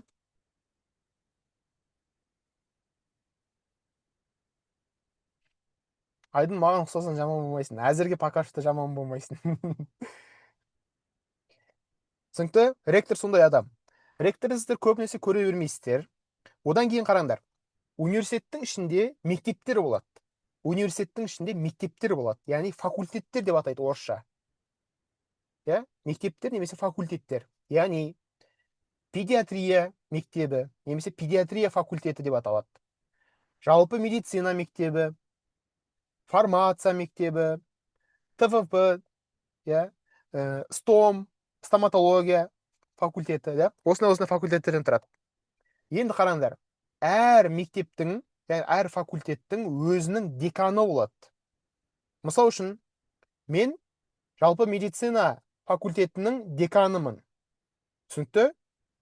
Мысал үшін тағы бір Айдын отырады. Айдын педиатрия факультетінің деканы. Түсінікті? Мен мысал үшін полный жалпы медицинаны басқарамын. Айдын полный педиатрияны басқарады. Оның өзінің астында орынбасарлары болады, жаңа завучтары болады, оның астында жаңағы қызметкерлері болады, солай кете береді. Егер де сен жалпы медицинада оқитын болсаң, сен тікелей ректорға бара алмайсың. Түсінікті? Ректор оған жауап бермейді. Сен жалпы медицинаның бастығына барасың. Түсінікті? Яғни мысалы үшін маған келесің, допустим. Маған келесің да, мен жалпы медицинада бірінші курс оқитын осындай студент едім. Данияр ағай, менде осындай проблема болып жатыр деп маған келесің. Жақсы? Егер мен қабылдай алсам. Негізінен көбінесе декандар сразу қабылдамайды, декандардың заместительдері болады. Көбінесе солар болады. Түсінікті? Сол себептен де достар, ертең адаптация аптасы болған кезде кеңес міндетті түрде зам деканның номерін алып алыңыздар, WhatsApp нөмірін алып алыңыздар. Зам деканның. Сіздің бүкіл проблемаңыз бүйтіп қалды, сөйтіп қалды, ана мұғалім пара сұрады, мына мұғалім менің жеке шекарамды өтті, мына студент боқтады, бүйтті, сөйтті, бәрін шешетін зам декан. Түсінікті? Осыған хабарласасың. Соның WhatsApp нөмірін алып алыңдар. Ал одан жоғарылар, ол декан, проректор, ректор дегендер, ол уже студенттердің уровені емес. Оларға тікелей шыға алмайсыздар сіздер. Хорошо? Оларға тікелей шыға алмайсыздар. Сіздер тікелей шыға алатын адам ол зам декан. Осыны ұмытпаңыздар. Ректор, проректор дегендер ол ректоратта отырады. Жақсы? Ректордың отыратын ғимаратын ректорат деп атайды. Деканның отыратын ғимаратын деканат деп атайды. Ұмытпаңыздар. Хорошо? Сізде проблема болса, өзіңнің мектебіңнің деканатына барасың. Ал кафедра деген нәрселер болады. Ол кафедра ректораттан да, деканаттан да бөлек. Үшінші ғимараттың аты кафедра. Ол арнайы пәндердің ғимараттары. Мысалы үшін мынау анатомия кафедрасы. Түсінікті? Ал мынау жалпы медицинаның деканаты. Ал мынау біздің университетіміздің ректораты. Деген секілді кете береді. Кафедраны заведующий басқарады, сол кафедраның заведующий, одан профессорлар, доценттер, ассистенттер, яғни мұғалімдер, солай иерархия бойынша кете береді. Біреу орыста замдеканға, любой нәрсе замдеканға. Жақсы? Енді сіздер жалпы примерно 16-17 жастан бастап кіріп, нешедесіздер қазір өздері? Сіздер қай жылға бітіріп жатыр, достар? Жазып жіберіңіздерші, қай жылға бітіріп жатыр өзі? 2009-дар бітіріп жатыр ма? В общем, 16-17 жаста кіріп медицинаға қазір кіріп жатсыздар ғой міне. Ассалаумағалейкум деп примерно 28-29 жаста шығасыздар. Кейбіреулер 30 жаста шығады. 17-те, не? В общем, елестетсе енді примерно бір 20-28-ге дейін барып қаласың ғой. 09-дар ма? 09-08 ғой. Әдемі. Әдемі. Так, университет пен мектептің айырмашылығын айтып біттік. Енді сіздерге нақты қадамдарға көшейік, достар. Нақты қадамдар. Енді не істейміз? Нақты қадамдар. Тойладыңыздар, иә? Тойладыңыздар. Тойламаған болсаңыздар, жақсылап тойлап алыңыздар. Кино көрмеген болсаңыздар, қыдырмаған болсаңыздар, қыдырып алыңыздар, пожалуйста. Ертең медицинада ол нәрсеге 1 грамм уақыт болмайды. Жақсы? Тойлап алыңыздар, әбден тойлап алыңыздар. Енді сіздерді бір қатты қорқытқым келіп отқан жоқ, бірақ алда жылап сықтайтын, жылап түні бойы кітап оқитын күндер келе жатыр. Жақсы? Медицина соған тұрарлық нәрсе, бірақ оқу оңай емес. Осыны ұмытпаңыздар. Екінші нәрсе, сабаққа дайындықты бастау керек. Сабаққа дайындық қалай басталады? Ол сол оқуға түскен қалаңа билет алудан, документ жинаудан, сол жаққа, және медицинаға қажетті құрал жабдықтарды алудан басталады. Құрал жабдықтарды алдыңыздар ма, достар? Ақ халат алдыңыздар ма?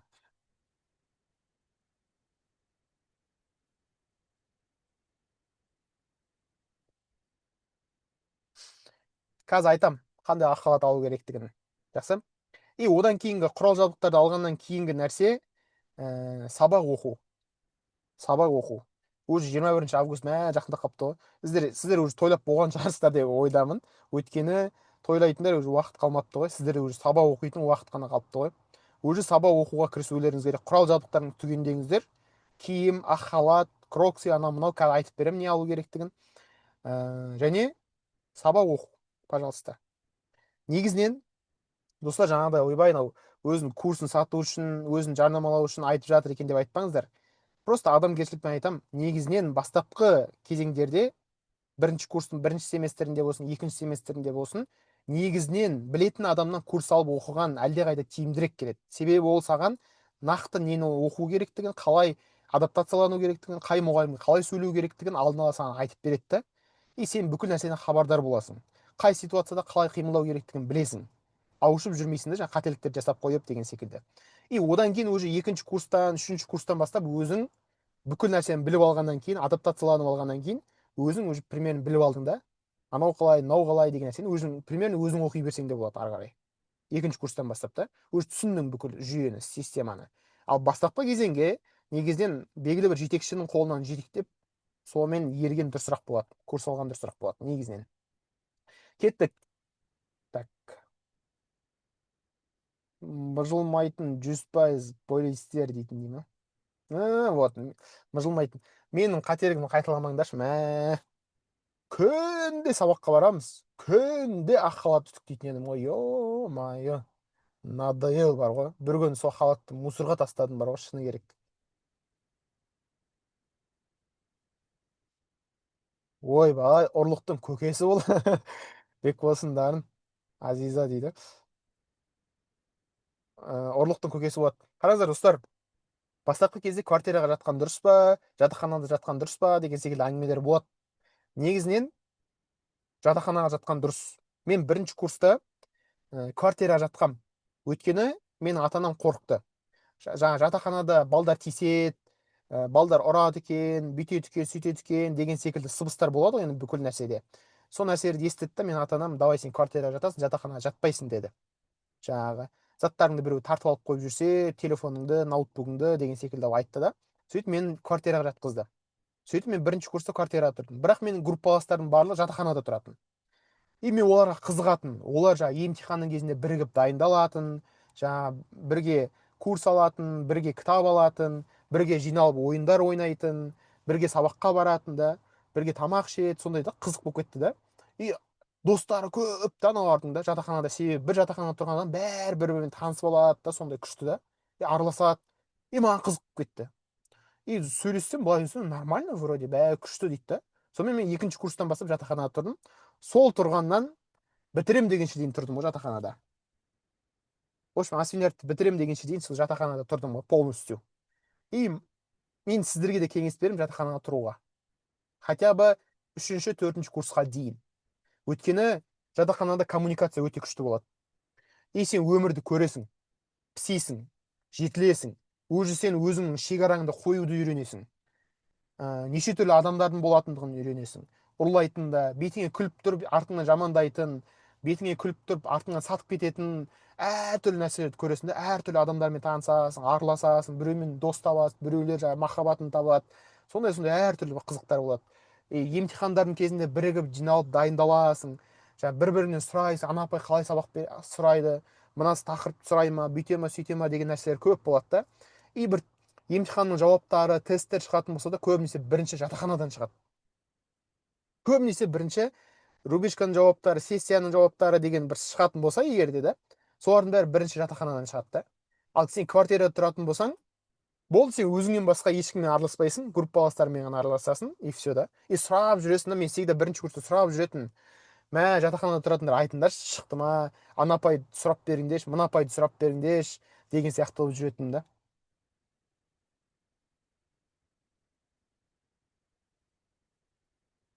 Муаның общагасына жетпейді, 5 жұлдызды ғой дейді.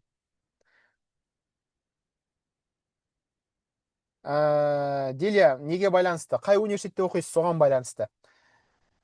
Қай университетте оқисыз, соған байланысты. Мысалы үшін мен көбінесе енді өзім асфинард оқығаннан кейін асфинард пример ретінде келтіріп жатырмын. Мысалы үшін Асфендияровта даже дәрігерлерге дейін береді жатақхананы. Жатақхана өте көп Асфендияровта, жеткілікті. Сондықтан шығармайды. Иә, ұрлық айтпақшы, ұрлыққа келген екенбіз ғой, дұрыс. Сөйтіп түзеп отырмын да лағып кетіп жатсам. Жатақханада заттарыңа ие болу керек, достар. Ұрлық өте көп болады. Мысалы үшін сен бір комнатада тұрасың, и комнатаның кілті болады. Сен не істейсің енді, жатақханада коридор ортақ қой. Сен барасың да жаңағыдай туалетке кетіп қаласың, немесе буфетке түсіп кетесің, или там жүріп қайтамын деп шығып кетесің да есікті ашық қалдыруға болмайды. Ой, мен туалетке барып келе саламын ғой, 5-ақ минут қой деген нәрсе болмайды, достар. Түсінікті? Сол себептен де қасыңдағы жататын қыздарға да дұрыстап мән беру керек, ұлдарға да. Қасындағы жау ұрлық алыстан келмейді негізінен, шынымен де. Ол сенің қасыңдағы көршің, бірге жатқан. Немесе қарамағысы айналадағы комнатадағы қыздар. Немесе ұлдар. Түсінікті? Сол себептен де ойбай, бүйттік, сөйттік, күшті араласып кеттік деген нәрсенің барлығына сенбеңіздер. Иә, бетіңмен өтіп шынымен күлесің, деп араласасың, күшті боласың, иә деп күшті жүресің да, бірақ ішіңнен сенбей тұруың керек. Бұл өмірдің заңы. Іштей сенбей тұруың керек. Может, ол саған бір қулық ойлап тұр ма? Бетіңе күліп тұрып, сені қадап кететіндер болады. Түсінікті? Мен өзім басынан өткергесін айтып жатырмын, достар. Мен қаншама студенттер, мыңнан аса студент оқытқаннан кейін әрқайсы әртүрлі проблемамен жазады да, біреу ұрлатып алады, біреу жаңағыдай ноутбугын ұрлатады, біреу телефон ұрлатады, біреу ақшасын ұрлап кетеді. Сондай әртүрлі жағдайлар. Біреуді ұрады, қыздарының арасында да төбелес болады. Неше түрлі жағдай болады да. Сол себептен айтып жатырмын сіздерге. Жылы сөйлегеннің бәрі бірдеңе деген. қолданады. Даже бір-бірінің киімін киіп кететіндер болады. Бір этажда полный ұлдар, келесі этажда полный қыздар деген нәрселер болады, иә. Жатақхананың ережесіне байланысты. Универге дейін 1,5 сағат или жатақхана дұрыс, 100%. 1,5 сағат Алматыда шыдай алмайсыңдар пробкаға, шын айтамын. Лучше жатақхана дұрыс. Жаңағыда арамызда егер намаз оқитын студенттер болатын болса, уайымдамасаңыздар болады, общагада намаз оқуға болады. Так, кітапқа таласпаңыздар, достар. Мүлдем таласпаңыздар. Қырылып, жойылып, жаңағыдай бір-бірін итеріп, ұрып, мен келдім бірінші, сен келдің екінші деген нәрсені істемей қойыңыздар, өтініш. Жеткен кітапты алыңыздар қолдарыңызға. Кітап жете ма? Жеткен кітапты алыңыз, жетпеген болды қоя салыңыз. Электронды ала саласыз, жетпеген. Ол ұят нәрсе, шын айтам бар ғой. Мен өзім кезінде бірінші курста барып қырылғам кітап үшін. Бәріміз қырылғанбыз, сөште қырылып, біреулер жаға жыртысып, біреулер жылап, жаңағыдай айқайлап, неше түрлі жағдай болғанда кітап үшін. И соңында менде 40 кітап болды. Менде 40 кітап болды. Қолымда кәдімгі 40 кітап болды. Бір чемодан кітап ұстап жүретін. Соң 40 кітаптың бір 5-6 ғана оқыған шығармын, болды. Қалғаны қалды ғой. Таласып ала берудің қажеті жоқ. Жүк болады просто. Ағай, өзім 20 минут жаяу тұрамын, универден жатақханада дұрыс па? Тұра беріңіз, 20 минут нормально, әдемі. Курс алсаң кітап керек емес пе? Кітап керек. Жыладыңыз ғой, неге түстім деп өкініш болды ма? Иә. Өкініш болған жоқ енді, өйткені басқа вариант болған жоқ менде. Медицинаны таңдаймын, осознанно таңдадым. Бірақ, иә, жыларман болып, күнде үйдегілерге видеозвонокпен звондайсың ғой. Күнде звондайсың ғой. Күнде сөйлесесің, күнде. Жаңа әлі күнге дейін есімде бар, мамаға звондап, мама маған мотивация беріңізші, пожалуйста. Сабақ оқуым келмей жатыр, ертең анатомияда мені қадап тастайын деп жатыр, бүйтейін деп жатыр, сөйтейін деп жатыр деп. Әлі күнге дейін күлкім келеді осы естісем ше. Бірақ амал жоқ, сол нәрселер болды сол кезде. Енді мен ол кезде 16 жасар жігітпін ғой. Ол нәрсе болды. Даже арасында жылап алатын кездер болады. Әсіресе емтихан, сессиялардың кезінде прям өмірден түңіліп кетесің бар ғой. Қинаған кезде аналар деген қалай өтем. Тем более отличник синдромымен ауыратын болсаң, тем более қиын ондайларға. Оларға вообще двойной удар ғой. 35-45 минут көмек. Негізі общага дұрыс сияқты сізге. Көріңіз, негізі локация қай жерде именно? Жазып жіберіңізші, көшенің қиылысы деп, мен сізге нақты айтып беремін. Вот, міне, растениеден шыққаннан кейін әр пәнге дәптер арнау керек, достар. Сыртын қаптаудың қажеті жоқ, ойбай бүйтіп сыртына жаңа не, Төрегелді Шарманов атындағы медициналық Астана университеті деп жазудың қажеті жоқ. Просто дәптер арнайсың и все, болды, жеткілікті. Ол дәптерді біреу тексереді, біреу тексермейді. Мектептегідей емес қой ұшым. И түрлі түсті карандаш керек, міндетті түрде. И альбом керек болады. Альбом для рисования. Баяғыда бейнелеу дейтін бар еді ғой, сабақ. Сызу болмаса да, сол жақтағы альбом для рисованиядан бір екеу алсаңыздар жетеді. Екеу алсаңыздар жетеді. Но кейбір мұғалімдер анатомияда сыздырады, и көбінесе негізінен гистология керек болады.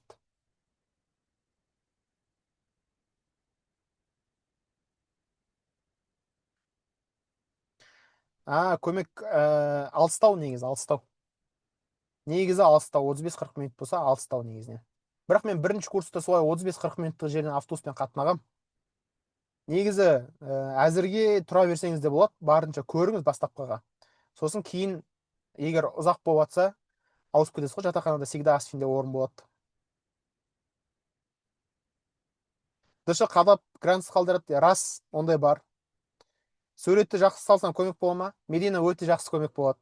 Бірақ жаңағыдай прям перфекционист болып, бүйтіп әр нәрсесін уақыт құртып керек жоқ. Просто әдемі қылып сал, әдемі суреттерді мұғалімдер жақсы бағалайды. Бүйтіп визуально қарағанда әдемі болып тұрса, мұғалімдер жақсы бағалайды ол нәрсені. Ал жаңағы перфекционист болып бүкіл уақытын соған құртып, сабақ оқымай, бүйтіп рисование жасап кетудің қажеті жоқ. Иә, білем ғой. Бірақ мына жерде автобустардың нөмірін айтып өтпей ақ қояйын. Кеттік. Қырындамайтын ақ халат керек, достар. Менің ақ халатым мынау. Бұны мен сатып алмаған, бұны маған Асфендияров сыйлаған. Асфендияров бұны маған сыйлады, білмеймін бар ғой, матасының қандай екендігін. Бірақ мынау ше, мынандай ғой. Умаждап салсаң да сумкаңа, қайтадан алсаң дүп-түзу болып тұрады ғой, короче. Осындай халаттарды алыңыздар. Күнде үтіктеп ағырыңыз шығып кетеді, шын айтам. Мынау хирургиялық костюм деп аталады. Пока что бұны алудың қажеті жоқ. Әзірге ақ халат жеткілікті. Ақ халат жеткілікті.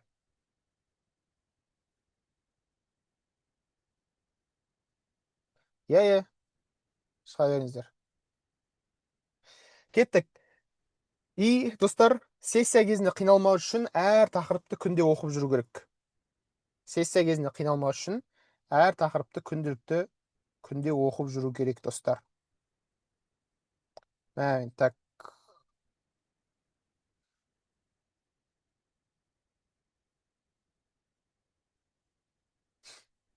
Қазір, достар, мен демонстрация экранын ашамын. Мен өзімнің немін таппай қалдым ғой. Дұрыс презентацияны мен сіздерге бағанан бері бұрынғы көне презентацияны ашып отыргенмін да.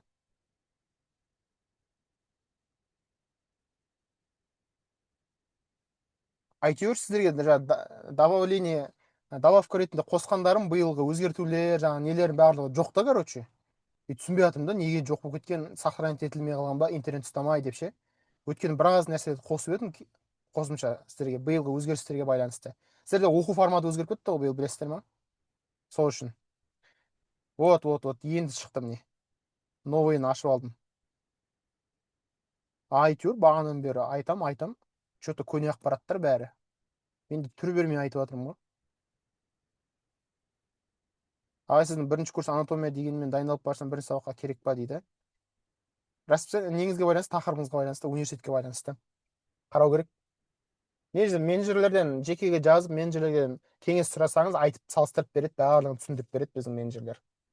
Сессия кезінде қиналмау үшін дұрыста әр тақырыпты күнде оқып жүру керек. Соны ұмытпаңыздар. Және достар, мынау енді прям золотой кеңес. Мен өзім осыдан талай опық жегем. Осының кесірінен менің GPA балым бірінші курста 3-3 болып қалған. 3-3 болған. Бірінші курстағы GPA балым 3-3 болды. Осының кесірінен. Ол қандай? Сенікі 1000 жерден дұрыс болса да, мұғаліммен салғыласпа. Сен көріп тұрсың кітаптан, мұғалім қате айтып тұр. Қате мұғалімдікі. Ақ нәрсені қара деп айтып тұр да. Дұрыс емес айтып тұр. Немесе сен курс оқып бардың, видео қарап бардың, кітап ақтарып бардың, сен біліп тұрсың ақпаратты. Бірақ мұғалім басқаша айтып жатыр. Салғыласпа, никак. Жақсы? Себебі ол саған ерегіседі, чтобы өткен сен оны студенттердің алдында абыройын төктің ол мұғалімнің. Абыройын төккен үшін саған қатты ерегіседі, сөйтіп сені до конца анау семестр бітем дегенше дейін сені көтіңді айырады, былайша айтқанда. Кешірім сұраймын, бірақ шындығы осы. Мені талай сөйтіп айырған. Ана ең бастапқы қиын пәндердің бірі цитология деген пәндер ғой, молекулярный биология дегендер ше. Вот соларда мен профессорлармен салғасып, ой, міне мынау мен жаңа Гарвардтың кітабын алдым, міне осы кітапта былай жазылып тұр ғой, сіз неғып басқаша айтып жатсыз, анау мынау деп өзімше понтоваться етіп дәлелдеп сөйтіп жүрмін ғой. Анау мені көтімді айырды ғой ше. Қанша сабақ оқып келемін, жаңа постер жасап келемін, афиша жасап келемін, әртүрлі маркерлермен сызып келемін, ойындар құрастырып келемін, күшті дайындап келемін. Жетпіс қоя береді ғой. Күнде үш қойып береді. Күнде үш қойып береді. Әр сабаққа. Әр сабаққа үш қойып береді. В общем, ең соңғы сабақта есімде, прям күшті дайындап бардым. Ең соңғы сабақ. Бітейін деп жатыр. Жаңа жыл уже. Декабрь аяқталайын деп жатыр. 80 қойып берген. Зорға деп. Әйтпесе күнде 70 қойып беретін. Сонымен не керек? Ақыр аяғында сол пәннен өте төмен болды деймін. GPA балым. Ну, әрине стипендияға жетті. 70-тен бастап асса уже стипендияға жетеді.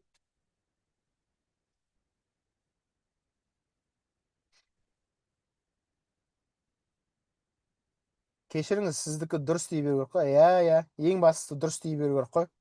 Бірақ зато, в общем, мұғалімге неғұрлым күшті болып жақсаң, мұғалім сені неғұрлым күшті болып ұнатып қалса, жақсы көріп қалса, пожалуйста, сен любимчигі боласың. Сен қате айтсаң да, ойбай, бұныкі дұрыс деп айта салады. Сол үшін де достар, бір кеңес айтайын. Ұлдарды жақсы көреді. Ұлдарды жақсы көреді. Көбінесе медицинада ұлдарды көбінесе жақсы көреді. Себебі ұлдар өте аз медицинада. Бір группада 2-3 ұлдан болады, 4 ұл болады максимумда, көбісі қыздар болады. Және көп мұғалімдер өздері әйел адамдар болғаннан кейін ұлдарды көбірек жақсы көреді, балдарды. Сол себептен де балдар красавчик болып киініп жүреміз. Классика, галстук тағып қойып, сыртына ақ халат киіп, шикарно болып киініп аламыз. И әдемі болып прическа жасап аласың, өзіңді тап-таза ұстайсың и мұғалімдермен өте жақсы араласасың. И сабақты да жақсы оқисың. Все, бүкіл нәрсең шешіледі сенің, бүкіл проблемаң шешіледі. Осы. Қыздар, егер де ұл адамдар сабақ берсе, ағайлар сабақ берсе, ағайлар көбінесе қыздарды жақсы көреді. Не істейміз?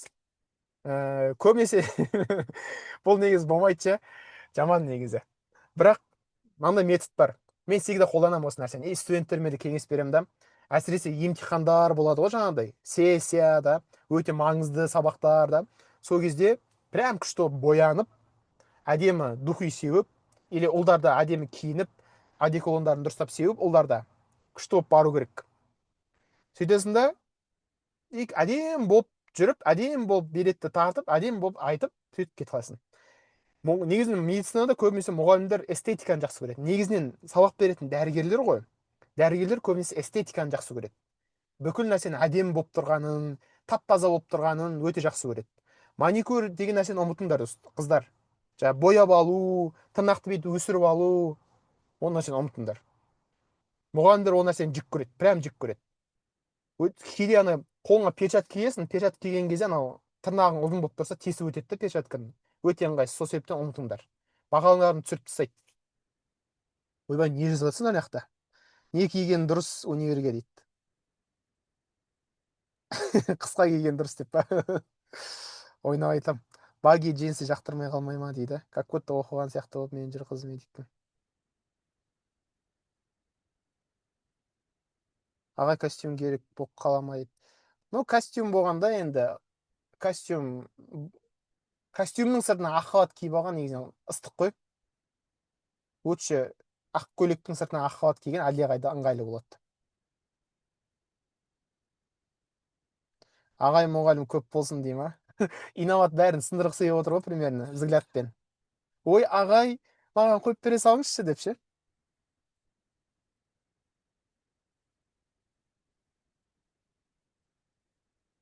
Бірінші курс бері арық, мен толық болып жүрейін деп тұрмын. Бәрі арық, мен толық болып жүрейін деп тұрмын дей ма?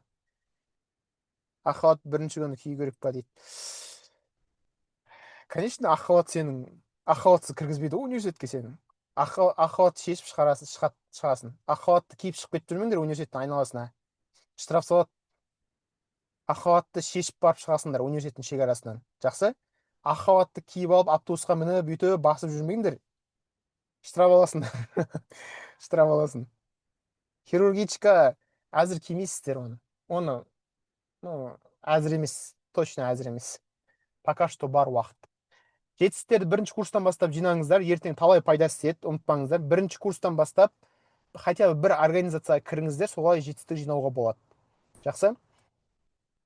Платныйдан грантқа ауысу үшін не керек? Достар, платныйдан грантқа ауысу үшін не керек деген нәрсе керек па? Егер керек болса айтып өтейік. Керек емес болса, көбінесе гранттіктер мына жерде отырса, ары қарай жалғастыра берейік.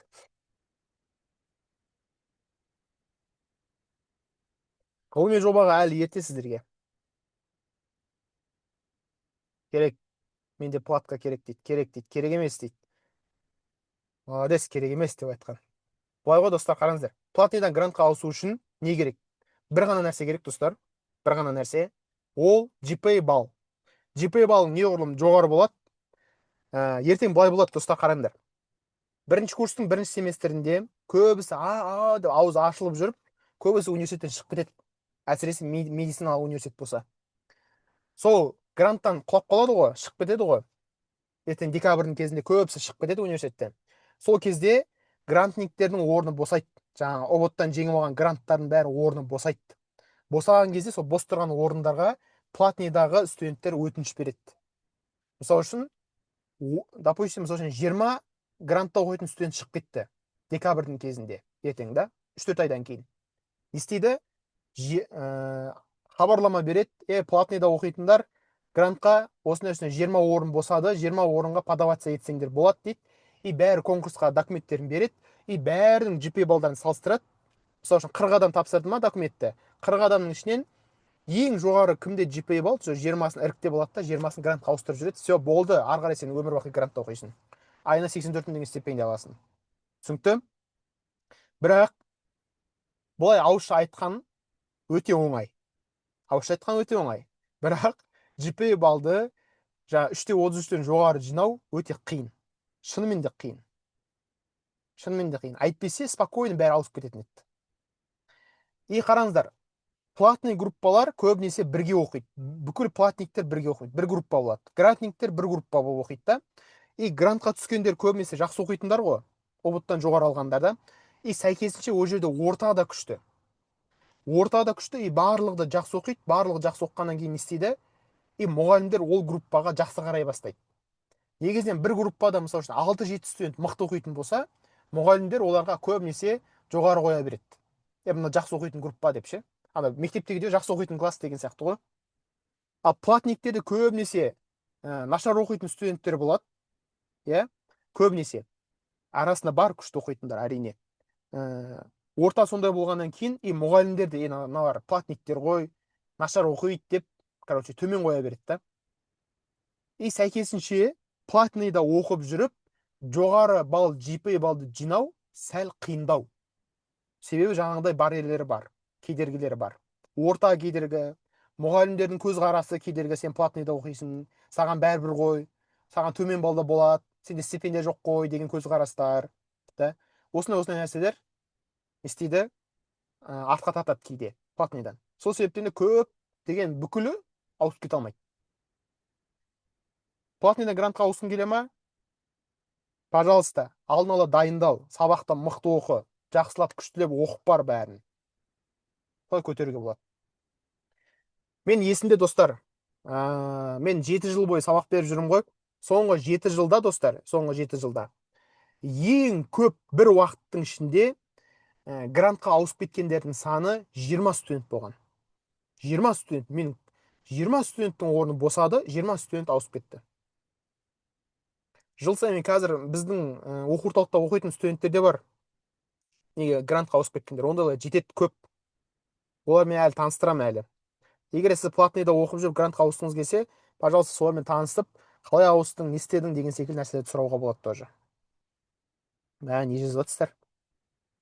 Иә, бізде адамбыз ғой дейді. Жатақханада система деген тема болады ма? Жоқ, медицинада тема жоқ ше. Бекарыс айтайын ба? Әскербек. Бекарыс қой атың, иә? не үшін жатақханада, медицина жатақханасында система жоқ? Себебі достар, ешкімнің біреуге тиісетіндей мұршасы болмайды. Прям уақыт жоқ себебі. Иә, өзі ми ашып жүрген студент университеттен шығып кетпейін деп, кім біреуге тиісіп жүреді дегендей ғой. Және де достар, кеттік жоспар бойынша бізде тағы бір нәрсе, қай сабақтан бастау керек, қай сабаққа мән беру керек бірінші курста, қай сабақтың салмағы өте ауыр. Қараңыздар достар, негізінен сабақтың қиындығы пәнге емес, көбінесе мұғалімге байланысты болады. Қандай мұғалім сабақ береді, ол қатал ма, бағаға жұмот па, жұмот емес па, оның көңілін қалай табуға болады деген нәрсеге байланысты болады көбінесе. Бірақ та одан да бөлек көбінесе маңызды және қиын болатын пәндер, олар медициналық химия. Медициналық химия муада қиын емес. Муада медициналық химия қиын емес. Бірақ қалған университеттерде медициналық химия қиын. Ол медициналық химия университеттегі химия емес, достар. Сәл басқалау химия, тереңдеп өтетін. Әсіресе Асфендияровта медициналық химиядан жыл сайын жүздеген студент құлайды. Жүздеген студент медициналық химиядан құлайды. Әшейін бір пәннің өзінен, Асфендияровтың өзінде. Даттауы қиын пән Асфендияровта. Басқа университетте более-менее нормально. Оспановта тоже сондай қиын. Муада өте оңай химия. Одан кейін цитология. Цитология деген кейбір университеттерде, мысалы үшін, муада ол молекулярный биология деп аталады. Кейбір университеттерде цитология деп аталады. Мысалы үшін, Асфендияровта цитология. Айырмашылығы жоқ, екеуі бір пән. Цитология немесе молекулярный биология. Бұл тоже қиын және маңызды пәндердің бірі. Көп университетте бұл қиын. Анатомия. Анатомия бірінші курстағы ең бір маңызды, мән беру керек, және де болашақта сенің қандай бір сауатты или сауатсыз дәрігер болатыныңды анықтайтын бір пәндердің бірі. Сол себептен бұл топ 3-тікке кіреді. Жақсы. Анатомияға да жақсылап мән беру керек. И одан кейін кетеді гистология, биофизика, ИКТ деген пәндер. Қараңыздар достар. Химия, жоқ, анатомия, гистология, физиология. Қайталап айтам. Анатомия, гистология и физиология. Осы 3 пән бірінші курстағы медицинаға қатысты ең маңызды пән. Үшеуі. Ең қиын пән деп атқан жоқпын, достар. Маңызды пәндердің бірі. Дәрігер үшін маңызды пәндердің бірі. Бірақ бұлардан сабақ беретін мұғалімдерге байланысты кейбір университеттерде бұл лафа болып өтеді. Кейбір университеттерде өте қатты қиын болады. Сондай да. Ал олардан бөлек маңызсыз пәндер бар. Енді дәрігер үшін өте қатты маңызды емес. Мысалы үшін химия, цитология да, бір 50-50 қатысы бар. Биофизика, физика не қатысы бар мысалы үшін дәрігерге. ИКТ, информатикада, физкультура.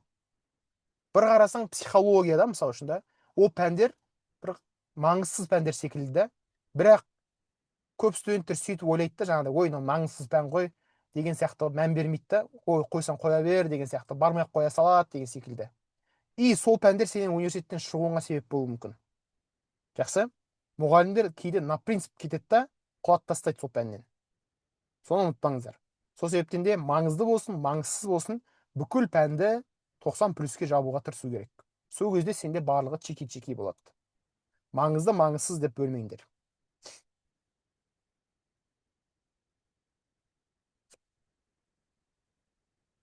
Кеттік қателіктер айдары. Достар, эфирімізге сәл шыдаңыздар. Эфиріміз қазір аяқталады. Алла қаласа примерно 15-20 минут уақыт қалды. Қателіктер айдарын айтып өтем. Сосын курстағы жеңілдіктерді түсіндіріп өтейін. Қандай күшті жеңілдіктер беріп жатыр. Біз практикаға қалай апарамыз, соны түсіндіріп берем. Одан кейін сұрақ жауапқа қалайды. Асығып отырғанда шыға берсе болады ол кезде. Сосын сұрақ жауап, өзіміз отырып сіздердің сұрақтарыңызға жауап берем. Хорошо? Так, қателіктер айдары. GPA балға басынан қатты мән бермеу. Бұның алдында талқылап өттік та. Қараңыздар. Міне, мысалы үшін анатомияның мысалын келтірейік сіздерге. Анатомия деген пән бар. Аптасынан бір-ақ рет болады. Көбінесе классикалық жағдайда 15 рет болады анатомия. Яғни 15 апта бойы анатомия болады. 15 апта бойы анатомия болады. Әр аптада бір рет болады анатомия. Бір рет болған кезде примерно 4 сағаттай болады. Орташа есеппен әр университет әртүрлі. 4 сағат болады. И әр сабақта сен әртүрлі тақырып айтасың. Әр сабақты сен өзің оқып кересің. Және қараңыздар, міне, 4-ші сабақ. 1-ші апта өтті, 2-ші апта өтті, бағаңды қойып берді. 3-ші апта өтті, бағаңды қойып берді. 4-ші апта уже примерно октябрь немесе сентябрьдің аяғы болып жатыр. Сентябрьдің аяғына келдің, 4-ші сабақ РК деп тұр. Силабуста жазылады РК дейді, немесе рубежный контроль деп тұрады. Рубежный контроль бұл мына алғашқы 4 сабақтың қорытындысын емтиханы. Рубежка бұл кәдімгі емтихан, как ОБТ сияқты емтихан ғой, былайша айтқанда. ТЖБ ғой, ТЖБ былайша айтқанда. ТЖБ ма, БЖБ ма, в общем, сондай бір емтихан, короче, маңызды. Бұл жерде не істейді? Алғашқы 4 сабақты оқыдың ғой, соны қосып бір емтихан тапсырасың. 4 сабақ бойы. Бір айдың программасын тапсырасың. Но примерно айтып жатырмын. Ол кейде РК 2-ші сабақта да тұрады. Силабусқа байланысты. Кейде 7-ші сабақта тұрады. Силабусқа байланысты. РК неғұрлым көп болса, соғұрлым жақсы. Себебі жиі болатын болса, яғни көп сабақты сен оқып миың ашып жүрмейді. Мысалы үшін қара. РК, допустим, 10-ші аптада болса, сен естейсің, 10 аптаның сабағын қосып бір экзамен тапсыруға тура келеді. 10 аптаның сабағы деген, это уже почти невозможно 10 экзамен тапсыру деген. Түсіністер ма? Өте қиын. Сол себептен РК жиі болса өте жақсы. Бірақ РК өте үлкен стресс. Себебі рубежный контрольдің бағасы GPA балға прям қатты әсер етеді. Прям қатты әсер етеді. Түсінікті? Рубежный контрольдің бағасы прям қатты әсер етеді. Обычный сабақтарға қарағанда. Енді қараңдар. Бүкіл 15 аптаны оқып шықтың, уже декабрьдің аяғы болып жатыр, сен уже сессия тапсырасың. Сессия деген сөз не? Мынау анатомиядан сессия деген сөз 1-ші сабақтан бастап 15-ші сабақтың барлығынан сен экзамен тапсырасың қосып. Сол сессия дейді. Қара, бүкіл сабақтың бағалары, 15 сабақтың бағасы, әр рубежный контрольдің бағалары және сессияның бағасы. Осылардың барлығын арнайы формулаға салады, сөйтіп сенен общий қорытынды баға шығады. Сол қорытынды бағаң сенің анатомияның нешеге жапқандығының белгісі. Мысалы үшін, соңында қорытынды ретінде 70 деген баға шықса, сен анатомияны 70-ге жаптың деген сөз. Түсінікті? Егер 69-ға жауып қалсаң, сөз стипендиядан айырыласың. Немесе 49 болып қалса, сен летоға қаласында, анау сентябрьден декабрь аралығында оқыған бүкіл пәннің бәрін жазда каникулда демалмай ақша төлеп қайтадан оқисың. Ауызша болуы мүмкін, жазбаша болуы мүмкін, әртүрлі сессия бар. Платкаға түскендер 50-ге жапса болады, бірақ 1 балл жетпей 49 болып қалса, летоға қаласың. Летоға қалу жазда ол пәнді қайтадан оқу деген сөз. Ақша төлеп каникулда демалмай оқисың, басынан бастайсың, 1-ші сабақтан. Жаман. Достар, МБ қойдырып алу. МБ деген нәрсені білесіздер ме, достар?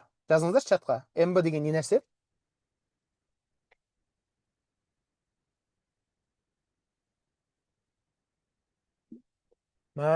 Зумерлер, красавчик. Бұрын осының алдында потокты мен жыл сайын өтем ғой, енді жыл сайын келеді. Қазір 2-ші курстар, олар білмейтін МБ не екен. Сіздер красавчик, молодец, қақтан біліп алғансыздар. МБ деген, жоқ, сабақтағы жоқ болу. МБ деген нәрсе. МБ ойырдыны, яғни орташа күнделікті сабақтың бағасын қатты түсіреді. Бір МБ-ның өзі примерно бір 2 балға түсіруі мүмкін. Бір МБ-ның өзі. Сол себептен де ауырып қалсаң да, бір нәрсе болып қалса да, МБ қойдырмауға тырысу керек. Жақсы? Егер де бір форс-мажорлық жағдай болып, сабаққа бара алмайтын жағдай болып, или там бір нәрсе болып қалды әйтеуір жолда да, аурудан басқа да, ол кезде сен істейсің, әйтеуір старостаңа айтып жалынып болсын, мұғалімге жалынып болсын, МБ қойдырмау керек. МБ көрсеткішті қатты түсіріп тастайды. Болмаса справка аштыруға 100% уверенный болуың керек та. Егер сабақтан қалатын болсаң, 100% справкаң болу керек қолда. Бірақ не советую? Справкаң болса да ауырып қалды. Медицинада жалпы ауырып қалып, справкаң аштырып, сабақтан қалып, кейін оның отработкасын жасайтын болсаң, бұл геморрой нәрсе. Прям геморрой нәрсе. Жердің бір жерін айналасың, справканы дұрыстығын дәлелдеу үшін, ол саған журналды ашып беру үшін, мұғалім қайтадан сабақ тапсырасын, в общем қымиғаш нәрсе. В общем лучше қалмау керек. Мен екінші курста бір рет сөйтіп справка аштырып ауырып қалып, короче, сабақ отработка жасағам, МБ-ні алып тастату үшін ше. Мә, в общем, айттым ғой, өзіме сөз бердім ғой, енді справка аштырмаспын, енді ешқашан медицинада. Өлейін деп тұрсам да сабаққа бара салайын, болмаса мұғаліммен келісейін деген нәрсе пайда болды. Кешкісе тоже МБМА. Силабуста жазылады, негізі мұғалімдер көбінесе бір жарты былай істейді, көбінесе кейбір мұғалімдер 20 минутқа кешіксең 20 балл алып тастайды. 40 минутқа кешіксең 40 балл алып тастайды. Мысалы үшін бүгін сабақтан сен 70 алдың, сен кешігіп келдің, 20 минут алып тастайды да 50 қойып береді дегенде ғой, короче. Ол кейбір мұғалімдер сондай. Кейбір мұғалімдер кіргізбей қояды, қатал мұғалімдер. Кешіктің ба, все қайта бер дейді. Ауыр оқи беру керек. Старостылармен араласып алыңдар. Инабат, мына эфирден кейін көбісі старосты болмайды ау, сол. Көп группа староссыз қалып кететін сияқты ғой.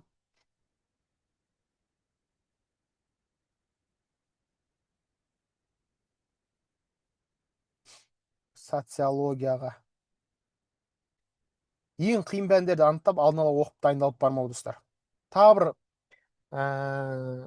қазір сұрақтарыңызға сұрақ жауап айдарында жауап беремін, достар, уайымдамаңыздар. Ең қиын пәндерді анықтап, алдын ала оқып дайындалып бармау. Осы нәрсе қателік. GPA балдың төмендеуі дедік қой. Алдын ала көбісі былай жасайды, қараңыздаршы. Бірінші көрейінші дейді.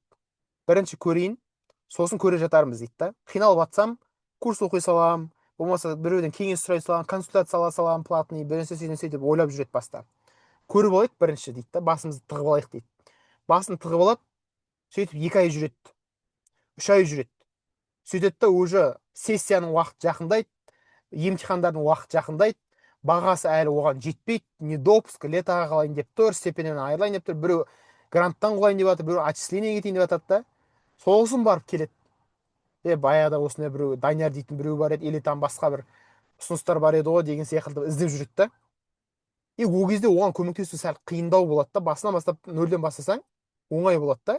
Ал бітейін деп жатқан кезде, уақыт жоқ кезде келеді студенттер қиналып. Ол кезде оған көмектесу почти невозможно болады да. Мысалы үшін қараңыздар, міне. Қараңыздаршы, осындай бір студенттердің тізімі, өткен жылғы студенттер ғой, қазір 2-ші курс оқиды осылар. Өткен жылғы жазғандары, міне. Өткен жылы мысалы үшін ноябрьде жазғаны. Анатты 93-пен жаптым ғой дейді да. 93 балмен анатомияны жаптым дейді да. Ақыры қойып бер. Так, негізі тамызда потоктен бастап қатысқаным дұрыс болды, аты точно үлгермейтін едім дейді. Айтып жатыр да, тамыздан бастап қатысқаным дұрыс болды деп жатты. Пожалуйста. Мына жерде тағы не? Так, мына жазғам негізі курстың пайдасы тиіп жатыр ма? Иә, тигенде қандай көтеріп алдым бағамды көрсін дейді да. Енді айтады, қайта ертерек қатыспағаныма өкініп жүрмін дейді да. Басынан осы курспен дайындалып барғанда бұлай қиналмай күшті болушы еді дейді. Бастан нөлден бастағанда дейді да. Айтатынын қара. Мынау вообще летаға алып қойған нас студентіміз. Нас студентіміз курсқа қатысқан студент летаға алып қойған. Енді типа көмек сұрайын деп едім, химиядан апай летаға қалдырайын деп жатыр дейді да. И вроде ол маған нормально оқып жүрген студент еді да. Вроде маған бағаларын жібереді.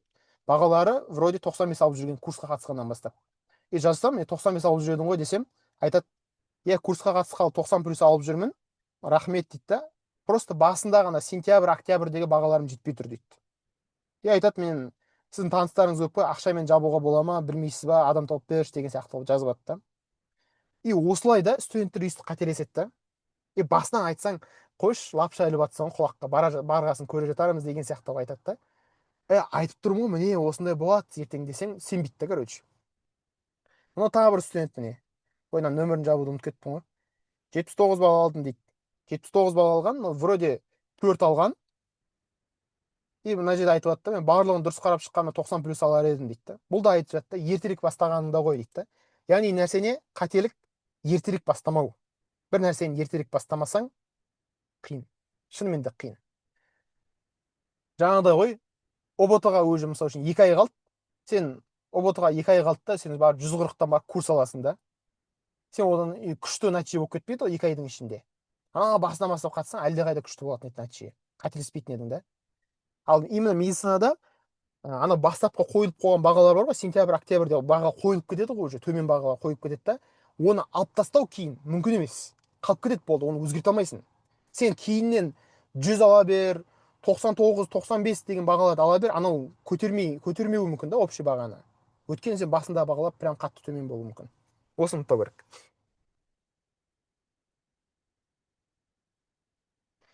Ағай, сізде бүкіл пән бойынша ма? Айтам қазір. Бүкіл пән бойынша бар, любой пән. Біз хоть резиденттер, дәрігерлерді де оқытамыз. Бірінші курстардың бүкіл пәні бар бізде. Басқа программа ғой дейді. Химияда органика көп негізі. Жоқ, химияда бөлінеді, органикалық химия бөлек болады, органикалық химия бөлек болады. Так, СМУ бойынша айтам, силабустарды салыстыру керек, негізі көбінесе силабустар бірдей болады бүкіл университет басталған кезде. Ағай, сізде бүкіл пән бойынша так, все, курс қойылма. Не, вот слив группалар курс қанша. Слив жасап жатсыз ба дейді. Так, в общем, былай, кеттік достар. Бірден бірнеше организацияларға кіріп кету. Сіздер ертең адаптациялауға уақыт болады. Алғашқы апта адаптациялауға уақыт болады. Ол кейбір университетте бар, кейбір университетте жоқ. Ол кезде сабақ болмайды сіздерге. Ол кезде университеттен танысу болады да. И сол кезде көптеген организациялар сіздерге өзін ұсынады. Біздің студенттік ұйымға қосыл, біздің клубтың мүшесі бол, там осындай боламыз, күшті боламыз, алға Қазақстан деген сияқты болады да. Біреу дебатты клуб болады, біреу сурет салатын, біреу билейтін клуб болады, әртүрлі нәрселер болады. Біреу сабақ үйрететін, сондай болады да. И олардың барлығына анау қызық екен, мынау қызық екен, мынау шахмат үйретеді екен, мынау волейбол үйретеді екен деп кіре бермеу керек. Жақсы? Өйткені сен өзіңнің сабақтарыңа үлгермей қаласың. Бастапқы кезде, хотя бы бірінші семестрде, жалпы бірінші курс деп айтайықшы, бірінші курста бір организацияға кірсең, максимум сол жеткілікті негізінен. Сол жеткілікті соның өзі. Одан артық керек жоқ, болды. И старсты болып та керек жоқ. Курс қымбат шығар, жоқ, бізде ең арзан курс бізде негізінен. Ең сапалы, еще ең арзан. Бәрібір старт береді ғой, ОБТ дайындық дейді. Гипс, энтропия, не айтып отыр? Сұрақ қойып жатыр ма десем, өздеріне әңгіме айтып отыр екен ғой. Кеттік. Академиялық адалдықты бұзу, жаңа айттым да. Академиялық адалдықты бұзсаң, осы кезге дейін бүкіл еңбегің бәрі зая кетіп қалады. Осы кезге дейін ОБТ-ға дайындаламын деп берген, курсқа берген ақшаларың, жаңа курсқа қатысам деп, одан кітаптарың, платник болсаң, платниға төлеп жатқан ақшаларың бәрі босқа кетіп қалады. Оларға бәрібір, достар. Оларға түкіргені бар сен туралы. Академиялық адалдықты бұздың ба, 2 акт толтырды ма сенің атыңа? Все, университеттен шығарып жүреді сені. Оларға сені университеттен шығарып жіберу әлде қайда тиімдірек. Себебі оның орнына, сенің орнына басқа бір студент алады. Сөйтіп ақша жасайды олар. Білесіздер ма, достар? Не үшін бірінші курста андай бір болмайтын пәндерден қинай береді? Мысалы үшін ассимилярда химиядан қатты қинайды. Құлата береді летаға. Мысалы үшін муада анатомия, оспановта тағы химия, одан кейін молекулярный биология, мысалы үшін муада тағы деген секілді әртүрлі университетте өзінің бір қинайтын пәндері бар да. Не үшін қинайды, не үшін летаға қалдыра береді? Себебі солай ақша жасайды. Ол университеттің ішкі айналымы. Неғұрлым көбірек студент летаға құлайды, соғұрлым олар стипендия, сен летаға құлаған студент стипендия алмайды ғой, стипендиядан айырылып қалады. Стипендия төлемей қояды саған. Эконом жасады ма? Жасады. Бір летаға құлатқан кезде сен летаны не істеп оқисың? Жаңағыдай ақша төлеп оқисың. Мысалы үшін бір пән 150 мың мен 200 мың арасында болады. 200 мың теңге ақша бересің да, сол пәнді қайтадан оқисың. Ақша жасайды солай. Түсінікті ғой? Кейбір пәндер болады әр университетте. Әдейі құлатып студенттерді. Сөйтіп университет ақша жасайды. Бұны дәлелдей алмайсың, бірақ просто сен сол нәрсені білесің да. Түсінікті? Ол осы нәрсе болады. Сол себептен де оның дауласы қандай, ол нәрсе түсіп қалмаудың жолы қандай? Жақсы оқу. Жақсы оқыған студентті ешкім құлата алмайды. Все. Твердо жақсы оқу керек, и все болды. И апайлармен жақсы коммуникация болу керек. И достар, бірінші, екінші курста берді. Карлова апай, хит апай ғой. Асфендияров взятка көп сұрайды, өтірік әңгіме. Асфендияровтың, қазір эфирдің соңына дейін қалсаңыздар, Асфендияровтағы бірінші курстағы мен старстым оқудан шығып кеткен, мен старстым. Бүкіл потоктың старстылары оқудан шығып кетті. Бірінші курста. Не только мен старстым айтпақшы. соның оқиғасын айтып беремін қалай болған. Біз сессияны сатып аламыз деп, короче, ақша жинағанбыз. Сол туралы айтып беремін, короче, қалай шығып кеткендерін оқудан. Вообще қырғын болған. Соттасқан бізді, Асфендияров бізбен соттасқан. Даже сотқа берді. КМБ келіп, в общем, қырғын болды. Айтып беремін. Сол да бір қателіктердің бірі ғой негізінен. Енді қараңыздар достар. Бірінші, екінші курста староста болып деканаттың бүкіл жұмыстарын жасау. Иә, ойлайды студенттер. Егер мен деканаттағылармен күшті араласып алсам, иә, ертең мен белгілі бір сабақтардан құлайын деп тұрсам, стипендиядан отчисление кетейін деп тұрсам, солар мен үшін сөйлеп, көмектеседі, мені аман алып қалады деп ойлайсыңдар ғой. Тфу, мә, вообще, саған бір қиындық келген кезде все, сені танымайтын болып шығады ол. Айтады, ну, бүйтеді да, былай айтады, мысалы үшін Данияр болса атың, ну, Данчик, ну, мен не істей аламын енді, өзің дұрыстап оқымағансың деп айтады, болды. Басқа ештеңе айтпайды, түсіндің ба? Сол себептен де достар, көмектеспеңдер. Деканат өзі ақша алып отыр, айлық алып отыр. Пожалуйста, өзі жұмысын өзі жасасын. Мынаны істеп кел, мына қағаздарды толтырып бер, мына қағаздар бүйтіп бер деп старосталарды шақырып алып, мазгасын итере береді. Бармаңдар ол нәрсеге. Істемеңдер. Өз жұмысын өзі істесін. Иә, старосталардың өзі істейтін тірліктер болады кейде, оларды істеу керек әрине. Жаңа группадан информация жинау, кім қай жерде тұрады деген нәрселерді жинайды кейде старосталар. Сондай информацияларды представда жаңа апарып береді, бірақ одан артық жұмыстарды істемеу керек старосталар негізінен. Баласы староста болмай ақ қойған дұрыс қой. Ал жоғары курста керісінше староста болу керек. Себебі жоғары курста староста болғанға 10 балл қосылады көбінесе. И старосталар көбінесе мұғалімдермен өте жақсы араласады, коммуникацияң күшті болады жоғары курста. Ол примерно 4-ші курстан бастап. 4-ші курстан бастап староста болу керек. Оған дейін болмау керек. Мен өзім староста болғам. Өзім староста болғам, достар. Төмен курста емес, жоғары курста. Сонда бірінші, екінші староста не стоит, вообще не стоит. Иә, университеттен шығарып жіберді, гранттан құлатты. Даже менің старостым, менің өзімнің старостым, сол кездегі, бірінші курстағы. Ағасы, туған ағасы КМБшник болған. Туған ағасы. Соның өзі құтқара алған жоқ оны. Айтып берем оқиғасын қазір. Қызық оқиға ол. Ол сіздерге де бір сабақ болады. Тыныш жүруге. Мен де сол кезде отчисление кетіп қала жаздағам. Гранттан құлап. Бір нәрсе сақтап қалды мені просто. И сабақты мұғалім түсіндіріп береді деп ойлау, достар.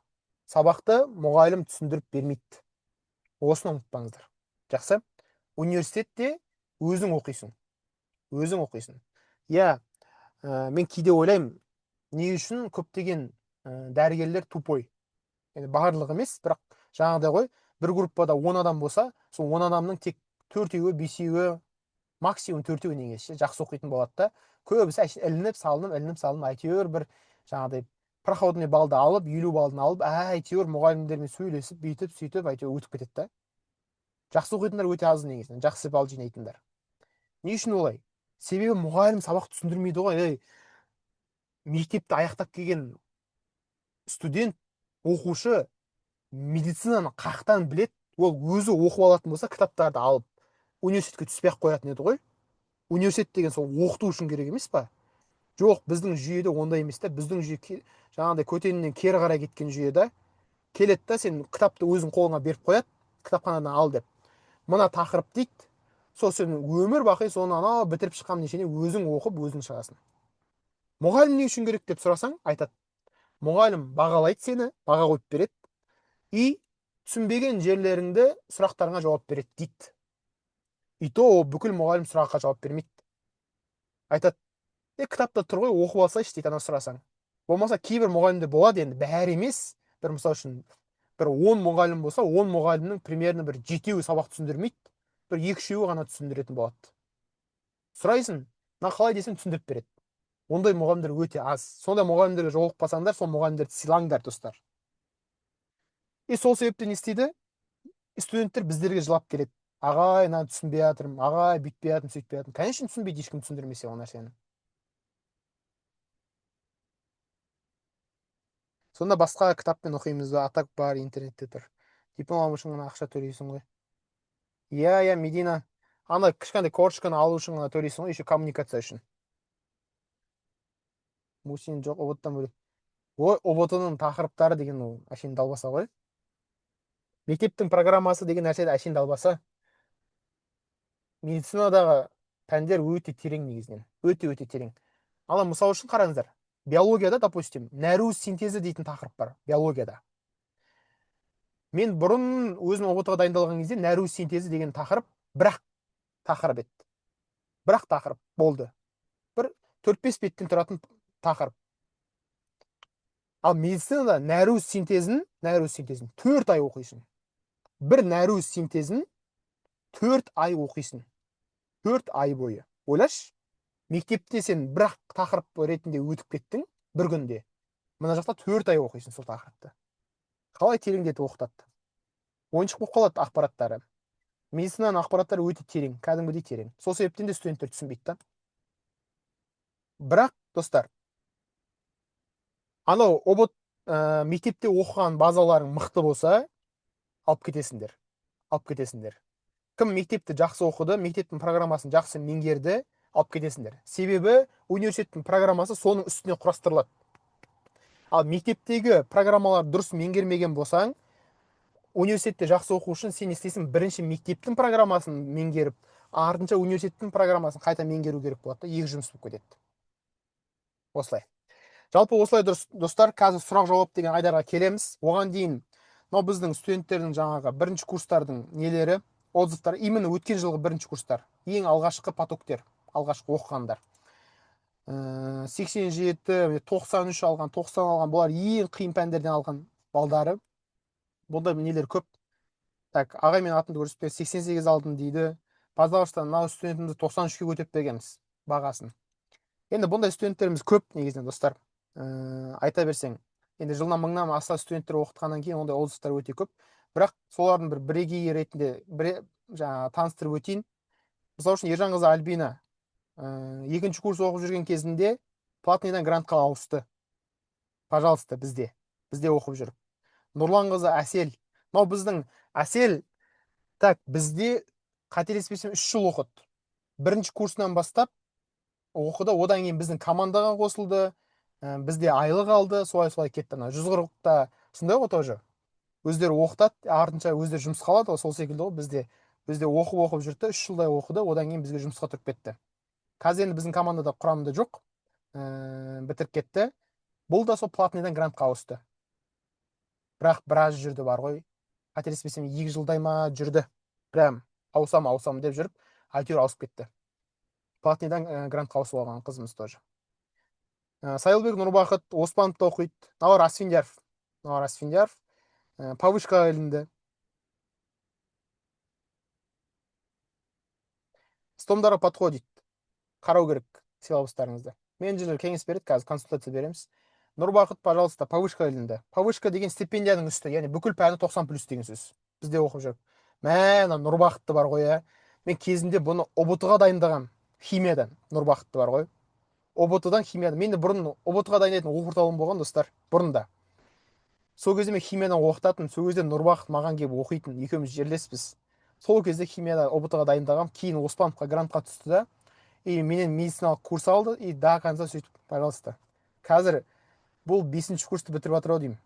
Қазір. Пожалуйста, менен ұбт-ға дайындалып, қазір 5-ші курс бітіріп жатыр медицинаны. Мұхтарқызы Айерке, өзім қарындасым, жалпы медицина МУАда оқиды. Біздің командаға кірді биылдан бастап. Сол біздің МУАдағы организациямыз бар, МУАда. Сол жақта директор организацияның. Бізде оқыды. Бұл бізде 9-шы классынан бастап оқыды, бар ғой. Сіздер айтсам сенбейсіздер. 9-шы классынан бастап біздің химия алды. Сөйтіп оқыды, ұбт тапсырды, МУАға түсті. Артынша МУАға түскеннен кейін уже медициналық пәндерді алып оқыды бізден. Повышка ілінді, пожалуйста. Одан кейін қазір бізде жаңағы Астанадағы филиалдың директоры болып отыр. Пожалуйста, қазір. Тойынбек Фариза Асфендияровта оқиды, 2-ші курс стипендиясын қайтарып алды. 1-ші курста стипендиясынан айырылып қалған, 2-ші курста біздің курсқа қатысып стипендиясын қайтадан қайтарып алды. Бақыт Нұрасыл, өзім інімде болып кеткен студенттердің бірі, менен талай рет наставничество алып, солай болып кетті. Қазір 5-ші курс стипендиясын қайтарып алды. Бұны Нұрасыл есімде бар ғой. Нұрасыл стипендиядан айырылғанда прям түңіліп кетті бар ғой. Түңіліп, есімде сол күні біз сыртқа шыққанбыз, общежитияның сыртына. Сол кезде мен айтқан, мә ағай стипендиядан айырылып қалдым деп кәдімгідей жыламсырап сөйтіп жүрген. Сол кезде есімде да. Одан кейін стипендиясын қайтарып алды, пожалуйста. Адия стипендиясын қайтарып алды тоже. Педиатрия Асфендиярдта оқиды. Енді барлығы сыймайды достар, бұның бәрін айтып өтсең қаншама уақыт. Стипендиясын қайтарып жатқан, повышка ілініп жатқан, грантқа ауысып жатқан, жаңағы гранттың сақтап қалып жатқан студенттер өте көп бізде. Осындай бір дамушы ортамыз бар. Біздің дамушы ортамызда күтеміз сіздерді. Пожалуйста, келіңіздер. Сіздерге арналған пакетіміз мынандай достар. Наконец-то айтып өтейін, скидкамыз қандай бүгінгі. Бізде VIP пакет бар. Бұл комбо пакетпен. Жеке-жеке алсаңыздар да болады. Жеке-жеке бізде анатомия 4 айға 30 мың теңге тұрады. 30 мың теңге бересіз, біз сізді анау 2026 жыл аяқталам дегенше дейін 4 ай бойы оқытамыз сізді. Химия 60 мың теңге тұрады. Химия 60 мың теңге тұрады бізде. Өткен өте қиын пән, тоже 4 ай оқытамыз. Цитология өзі жеке 30 мың теңге тұрады. 4 ай оқытамыз 30 мың теңгеге. Өте арзан негізі, айына где-то бір 8 мың теңгеден ба 9 мың теңгеден келіп тұр ғой негізінен. Ал мына жерде жеке-жеке алған өте тиімсіз негізінен. Сол себептен біз пакет жасап шықтық. Пакетте мынандай анатомия, химия, цитология пәні кіреді.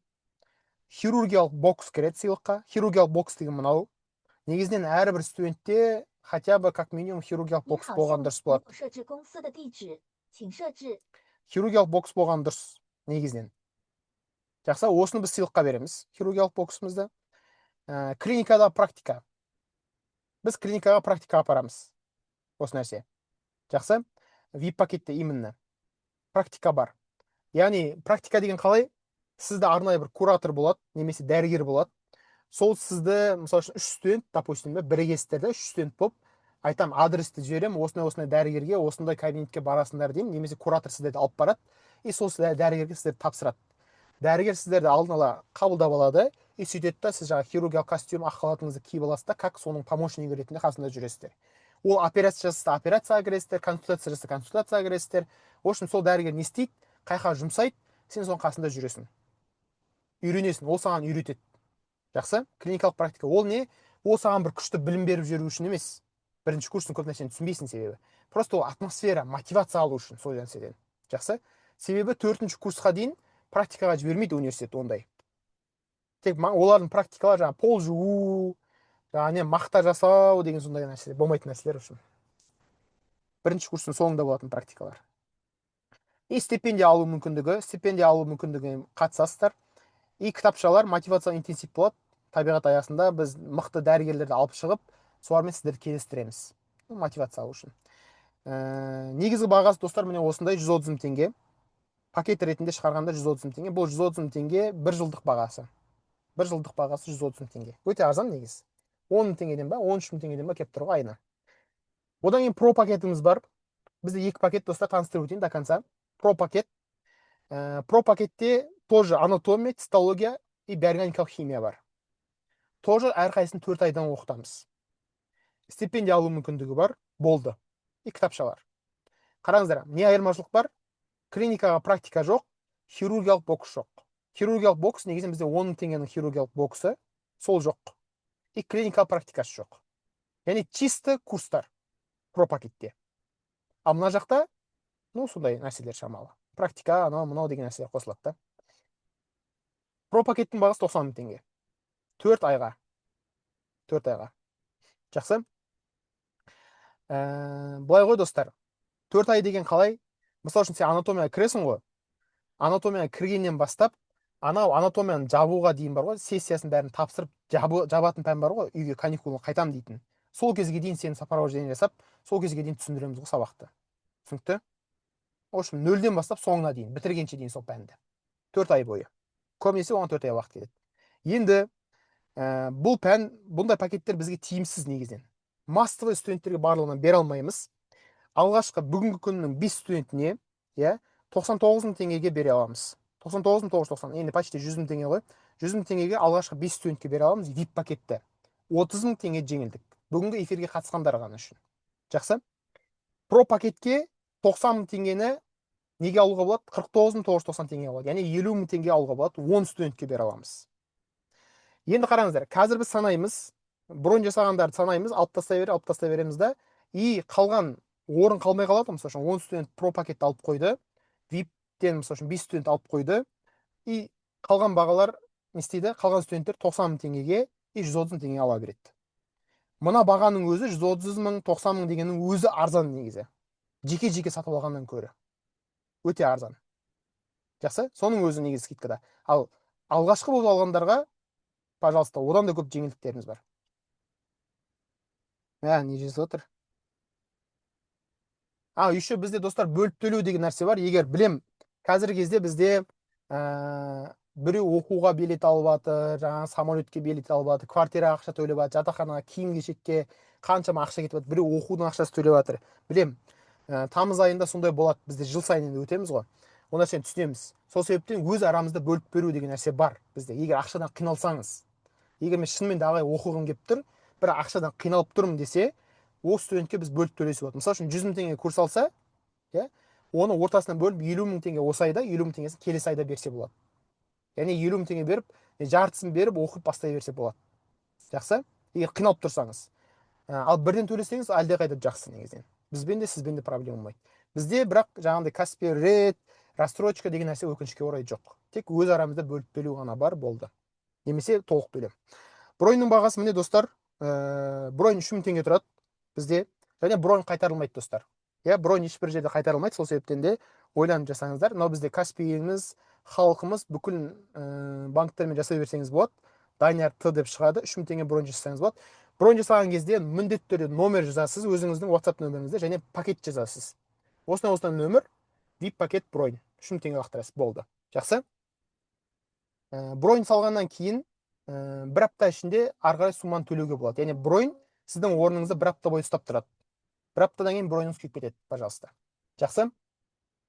Достар, енді біз осы кезге дейін 5 мыңнан аса медиктерге көмектестік. Осы кезде енді сізге де көмектесу бізге қиын емес. Біз даже 7-ші, 8-ші, 9-ші курстарды оқытып жүрік, резиденттерді оқытып жүрміз да. Резиденттердің оқуы вообще, врачтардың оқуы өте қиын негіз да. Ал бірінші курстардың оқуы вообще бізге изи ғой. Әшейін оқытамыз. Бізде тек дәрігерлер ғана сабақ береді. Өздері сол университетті красный дипломға бітіріп шыққандар барлығы GPA балдары 3-5-тен жоғарылар. Мысалы үшін менің өзімнің GPA балым 3-83. Сондай мұғалімдер сабақ береді. Самый лучшылар сабақ береді. Студенттер емес. Студенттер сабақ беретін курстар көп негізінен. Бірақ олардың сапасына жауап бере алмайсың, ақпараттың дұрыстығына жауап бере алмайды да. Бізде тек дәрігерлер, самый лучшылар. Так, кеттік, сұрай беріңіздер. Сұрақ жауап. Ағай, бірінші курста оқып параллельно спортпен айналыса аламын ба дейді. Спортпен дегенде именно фитнесті айтасыз ба? Барып, келіп деген секілді. Негізінен айналысуға болады, бірақ қиындау. Лучше жатақханада или квартирада там отжиманияңызды жасап, есіктің алдына шығып, турникке тартылып деген нәрсені жасай берсеңіз жақсырақ болады. Пакеттерді бір көрсетіп жіберіңізші дейді. Так, модераторлар отырсыңдар мына жерде. Чатқа жазыңдаршы нелерді жіберіңдерші, жаңағы бронь жасайтын нөмірлерді, ақпарат алу керек нөмірлерді, подробнее деген нәрселерді жіберіңдерші. Міне VIP пакеттің бағасы қазіргі. Про пакеттің бағасы. Айтпақшы, пакет таусылып қалуы мүмкін болсын. Өсекті күтіп отырық деймін, өсекті айтып беремін қазір, уайымдамаңдар. Бағана эфирге дейін бір студент про пакетті бронь жасап қойып еді. Мына жерде сонда по факту 9 студент қой негізінен. Так, не дейді? Гранттан палатка ауысқа бола ма, СМУ-дан МУАға, ОЕМ, СТОМға или не стоит па дейді. Гранттан палатка ауысқа бола ма? Не стоит. Вообще не стоит. Октябрьда алуға бола ма? Любой кезде алуға болады курсты бізде. Кеш емес па? Кеш негізінен. Негізінен сәл кештеу болады. Сәл ертерек алған дұрысырақ болады. Алады бізде. Негізінен көбінесе бізде сол октябрьдің аяғына, бізде курсты қашан алады достар, айтайын ба? Сөздің ашығын айтайын ба? Сөздің ашығы бізде курсты бір нәрсе көтенге тақалған кезде алады ғой, үшін. Қиналып, апайдан ұрыс естіп, қырғын болып, стипендиядан айырылайын, гранттан айырылайын деп, отчислениеге жақындап тұрған кезде бізді іздейді. Осындай Сирус деген бар еді ғой баяғыда, біреу сөйлеп ататын еді ғой деп. Сол кезде іздейді да. Ал ол кезде көмектесу қиын болады бізге. себебі бүкіл оған дейінгі бағаларды сен өзгерте алмайсың. Ал басынан бастап, нөлден бастап, басынан бастап былай оқы деп бет апарсақ, ондай жағдайға жетпейді да. По крайней мере көпшілік студенттер 99-95% жетпейді ондай нәрсеге. Курс алып оқымай қоятындар болмаса, а так негізі көбісі почти барлығы өтіп кетеді негізінен спокойно. Латынша, ағылшынша үйрену қажеттілігі бар ма? Латынша сөздерді жаттау керек болады, терминологияны жаттау керек болады, а так былай сөйлей алу керек емес. Гранттан құласа тегін оқи бере ма или платқа қоса ма? Гранттан құласа платный оқу керек болады. Айтады, сен гранттан құлап қалсаң, платныйға ауысасың. Айтады, платный төлей аласың ба дейді. Жоқ, төлей алмайын десең, сен оқудан шығарып жібереді. Так, не болып отыр? Ағай, коммуникацияға қандай кеңес бересіз, қалай жүру керек негізі халық арасында? Медина, қай факультетке түстіңіз сіз коммуникацияға байланысты? Грант құласа, так, ай, өзіңіз бірінші курста курс сатып алып оқыдыңыз ба дейді. Біздің кезімізде вообще курс болған жоқ. Шын айтайын. Біздің кезімізде курс болған жоқ. Біздің кезімізде андай мұғалімдердің репетиторствосы деген нәрселер болған тек. Онда да сирек жаңағыдай. Ол динозавр заманы ғой негізінен ол кезеңдер. Сол себептен ондай болған жоқ. Бірақ мен жаңағыдай алтын белгі оқығаннан кейін, базам болғаннан кейін негізі былай алып кеттім. Соның өзінде GPA балым 3-2 болып қалды. Или жоқ, 3-3 болып қалды, 3-3 болып қалды. Бірінші курста 3-3 болып қалды менде. Жаңағыдай қуып кеткен кездерім мұғалімдермен салғыласып, анау-мынау деген нәрселер. Менде база жақсы болғаннан кейін вроде алып шықтық негізі, нормально. Бірақ 3-3 деген мендегі самый төменгі GPA балл ғой. Өзімнің карьерамдағы курстардағы ең самый төмен GPA балл. Үйренсем дегенше GPA балл төмен болып қалды. Ағай, ассимилятта лучше старосты басында не стоит? Жаңа айттым ғой, старосты болудың қажеті жоқ. Стипендияда құласа тегін оқи бере ме? Жауап бердім ғой. Қазір курсты алсақ, оқуды қашан бастаймыз? Бастай бересіз. Бізде сіздерге таныстырмаппын ғой өзім платформамызды. Ағай, қандай заттар алуға совет бересіз?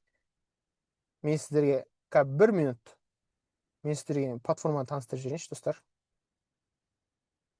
Сервис Медкруптың платформасын мен не үшін таныстырмадым? Неге?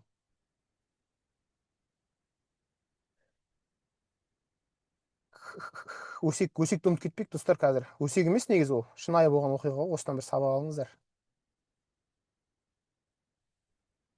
Так, демонстрация экраны қалай шығып тұр екен? Міне, достар, ошым. Мынау біздің жаңағы неміз платформамыз өзіміздің. Так, мен админ ретінде кіріп атқаным ғой. Мынау мен админ ретінде кіріп атырмын. Так, мысал үшін қара, патологиялық анатомия. Я? И мысал үшін ревматизм. Мынау мен қазір ученик ретінде кірем, просмотр деп. Мен былай шығып тұрады, мысал үшін. Сервис Медкруптың бәрі біздің курстарымыз әр түрлі. И мысал үшін патология анатомия кіресің. И ревматизм мысал үшін, да? Ревматизм бастың.